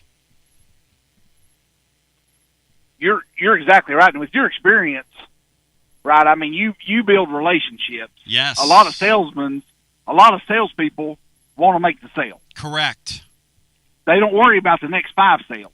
Correct. Right? You build, and that's the short-sightedness of what college football is doing now. Well, here's a great one. When I was in radio, right, and we'd have these sales meetings, I would watch the sales managers beat up these people, and they would beat them up, and they would say, how much new business have you signed today? And I pulled a sales manager aside one time, and I said, let me ask you something. I said, why are you guys so worried about new business? Why aren't you worried about the existing business? And I was told by somebody at one of the big radio companies here in town that, they never stay. And I said, well, what about if we take care of them and prioritize them and, treat them really well? And they literally looked at me. This guy looked at me like I sprang another head. But that's the truth. I tell anybody that does business with me, look, I don't want to go out and beat the bushes. I don't want to work hard. I want you to be happy. I want to keep you. I want to bend over backwards to serve you. Because it's the last thing I want to do is get up every day and put a shirt and tie on and go knock on doors. But unfortunately, that's the world we live in. But in that radio business in particular, there's not a lot of serving of people that goes on, unfortunately. No, you're seeing less and less of it. Yeah. And now with with people being able to create their own podcast, from their basement, right? I mean, it just dilutes the product. Well, you know what? Hey, I say this: more power to people, man. More power to you. Because my entryway into this thing, I had to find a radio station that would let me be on at 11 o'clock at night. And the first year I was married, I delivered pizza, and then would go to the studio all grimy and nasty from delivering pizza. And then from 11 till midnight every night for the first 7 months, I talked into a microphone till somebody took a chance on me every day in the afternoon. But that, it's wide open now. Nothing wrong with that. Well, it just it dilutes the integrity of it on something, right? The news has to get out, whether it's correct or accurate. Well, it does at some point. It does confuse. It does confuse a consumer, no doubt about it. Yeah. I didn't mean to, and I know these guys are working hard, but sure. But nope. That's another thing. With NASCAR, they lost their characters. Oh my gosh! That we had in the 70s and the 80s. Yep. Some of the guys that we knew, and yep. That's another thing they call now NASCAR. You can't pick one from the other car, driver, or team. You'll appreciate this. I'm such a sports fan that when we lived in Roanoke, Laura and I, for like 4 months, it was the spring of 1991 before we made it back here. It was right after I graduated school, and I took a job in a private business. And then I said, no, I can't do this. I got to get back and do my radio thing. But I remember listening to MRN. They had a call-in show on Monday nights, and those fans would call in, and they would rip this guy, Ernie Irvin. They just ripped the hell out of him. Everybody hated him. And and then there was a faction of people that loved Dale Earnhardt and some that hated him. But the people that loved him, and he sold most of the merchandise, as you know. Cinco, that is the one thing about college football that you never have to worry about, is that characters are always going to drive this thing, and characters always have driven the thing, whether it's the Bear Bryants of the world, whether it's the Four Horsemen at Notre Dame back in the day, whether it's you go back to the Monday Night Football days when Dandy Don Meredith and Howard Cosell made that thing blow up on television because of characters. He's got a great point. And if we could sit here and just list the characters down through the years that we've seen here, and in all these sports, and really that's what drives the thing, because NASCAR, you'll appreciate this too. I remember 30 years ago, the hardest ticket in the world to get was that night race up there. I had more people asking me for that Bristol night race ticket than any UT football game. Any UT football game. And then, what was it, about 15 years ago? That just disappeared like it never happened. When's the last time that night race mattered up there? Before Dale Earnhardt died. When he passed, everything just kind of fell off. I think the sport lost its kind of luster to the people that had come in that wasn't diehard NASCAR fans.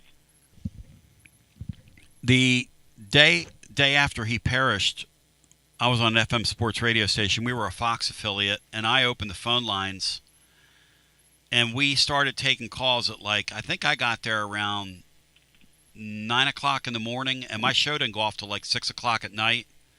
And we sat there all day with people calling in and just ripped apart. Can I tell you my Dale Earnhardt story? Please. So we were at Bristol, and we were helping Brad Teague. He was a race car driver out of Johnson City.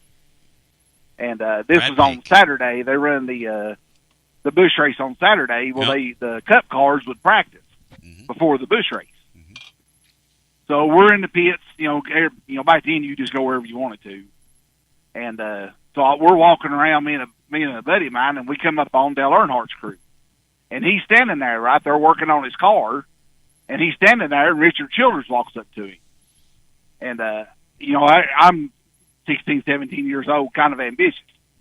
And I walk up, and I said, hey, are you guys hiring crew members? And they said, well, we don't know, And I said, well, I've helped out, and I'd like to get into the sport. I said, I'll do anything, And Richard Childress said, well, I tell you what, said, if we're interested, said, we'll give you a call. Oh, man, my head was, it was as big as the Goodyear Blend. And so I go back over there to where my dad is. And I was like, man, I said, you'll never believe who I just talked to. I said, Richard Childress and Dale Earnhardt. And I said, I asked them if they was hiring. I said, they said they'd give me a call. And I'll never forget, my dad looked at me and said, did they get your phone number? And I said, well, no. That's incredible, dude. You were so excited. You were so out of your body. Yeah, we're gonna call you, kid. Sure, we'll call you. I said, you think I ought to go back over and give them to them? Dad was like, I think I'll just wait. You're a good man, brother. I assume they didn't call. Thank you for sharing. Yeah, that would be a correct assumption, Bri. Just like you're assuming that I'm fixing to land this plane. Do you guys have any final thoughts for us here on the way out? Yeah, characters build the sport. If you don't have characters, you gotta either a stagnant or a dying sport. You take a look at when tennis, after McEnroe and Connors kind of moved on. Yes. Stagnated. You take a look, golf was not golf. I'm not here to offend any golfers. I hear you've watched the Masters for 50 years. But golf was golf. It exploded when Tiger Woods, and it's kind of gone down. Yeah. I don't have the ratings to prove that, but that's my perception. I don't watch it anymore. When everybody wants a villain, everything revolves around wrestling. Baby faces and villains will always sell a sport. Heels and baby faces. And you know unless what? that character is Derek Dooley, then it's going to crash and burn. Well, he's not a character. Somebody said that, now Derek Dooley was a jobber, Bri. To be a character, you got to be like Pavia. You got to talk a little trash, walk in, and win a game, like that Marshall Mathers guy was at Ole Miss. People like that, or to his own extent, like a Tim Tebow was, a complete character. Yep. Complete baby face.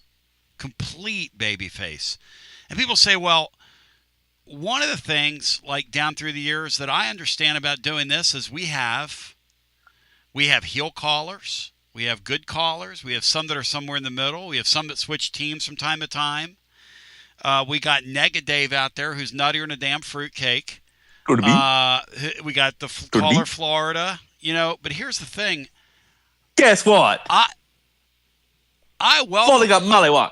I welcome characters. I love characters.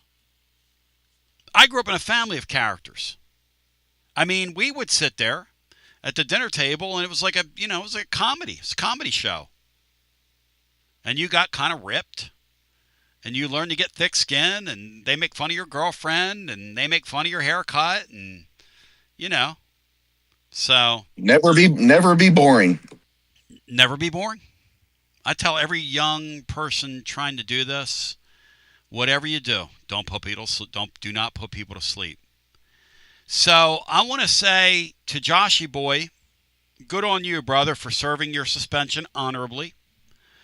Good on you for learning from your past mistakes. Good on you for staying away from the YouTube chat like you did. I was watching. You respected the game, so to speak, and it's greatly appreciated. He did his time like a man. Yes, he did. Friday, we're going to be live at Corner 16, way out west. Check it, which is going to be North Shore, way out west at Pellissippi Parkway. We're looking forward to that. It's unbelievable, Andy. It has been a lot of fun being with you today. I want to thank Watson Brown, who was terrific today. Also, our guest from the Illini, who told us a couple interesting things. One, Tennessee was really put to squeeze really put the squeeze on that quarterback. And sometimes the best thing is unanswered prayers, y'all. I don't know what kind of player Altmaier would have been, but I know this. This Joey football guy, I can promise you when he walks on the field in Nashville, I think he's going to be down a receiver because of the portal. But I do believe, oh boy, let's see what that says. Can I help you? Yeah, it's me, Tony. I know you don't want me to call you on your cell phone, but I wanted to say something. What am I doing right now, Bill? I think you're about to go off the air. Oh, okay. Well, then go ahead and say something. Okay. I'll never forget the time when they made you general manager over at WKVL, and you created a pretty good lineup. Elliot Domans. You could be. Doman. You remember him, Brian? Another one, Lloyd Doherty and Calvin Moxley. R.I.P. Hey, Mox. And another one, Dewey Warren. And last but not least, the person who I'm talking to on the phone right now, Tony Basilio. How about Dubsy? Dubsy was in the house back then. Russell Smith. Was Dubsy in? Dubsy was in the house. The great Dave Nathan was in the house. The great Dave Nathan, yeah. Was he at KVL? Brian Hartman, I got a question for you right now. Is this really happening on the air? Yeah, we had an Elliot Domans reference. It's probably time to get off the air. Brian, what was the FM station called back then? Because it's fitting for the Mex. The Mex. Oh, my God. And then we had Z-Mex as a sponsor later on. Oh, my gosh. Bill, I love you. Love your show. Unfortunately for you, you're out of here. What's Real Housewives of New Jersey doing today, Bill? Probably about 7 pounds of makeup, truth be told, Bri. Because that was about completely illiterate. I love me some Titans Bill, though. He amuses me. And if you amuse me, you get bonus points. Some would say I'm self-amused. I would have to agree with that. I am self-amused. My daughter said to me, Dad, I'm becoming more like you. I said, what do you mean? She said, I find myself talking to myself a lot. Because my kids used to really get on to me. Bri, do you talk to yourself when you're kind of doing tasks or whatever? Maybe whisper. Yeah, I talk to myself. Audibly talk to myself. I have conversations with myself. In fact, I'm getting ready to have one. Appreciate you.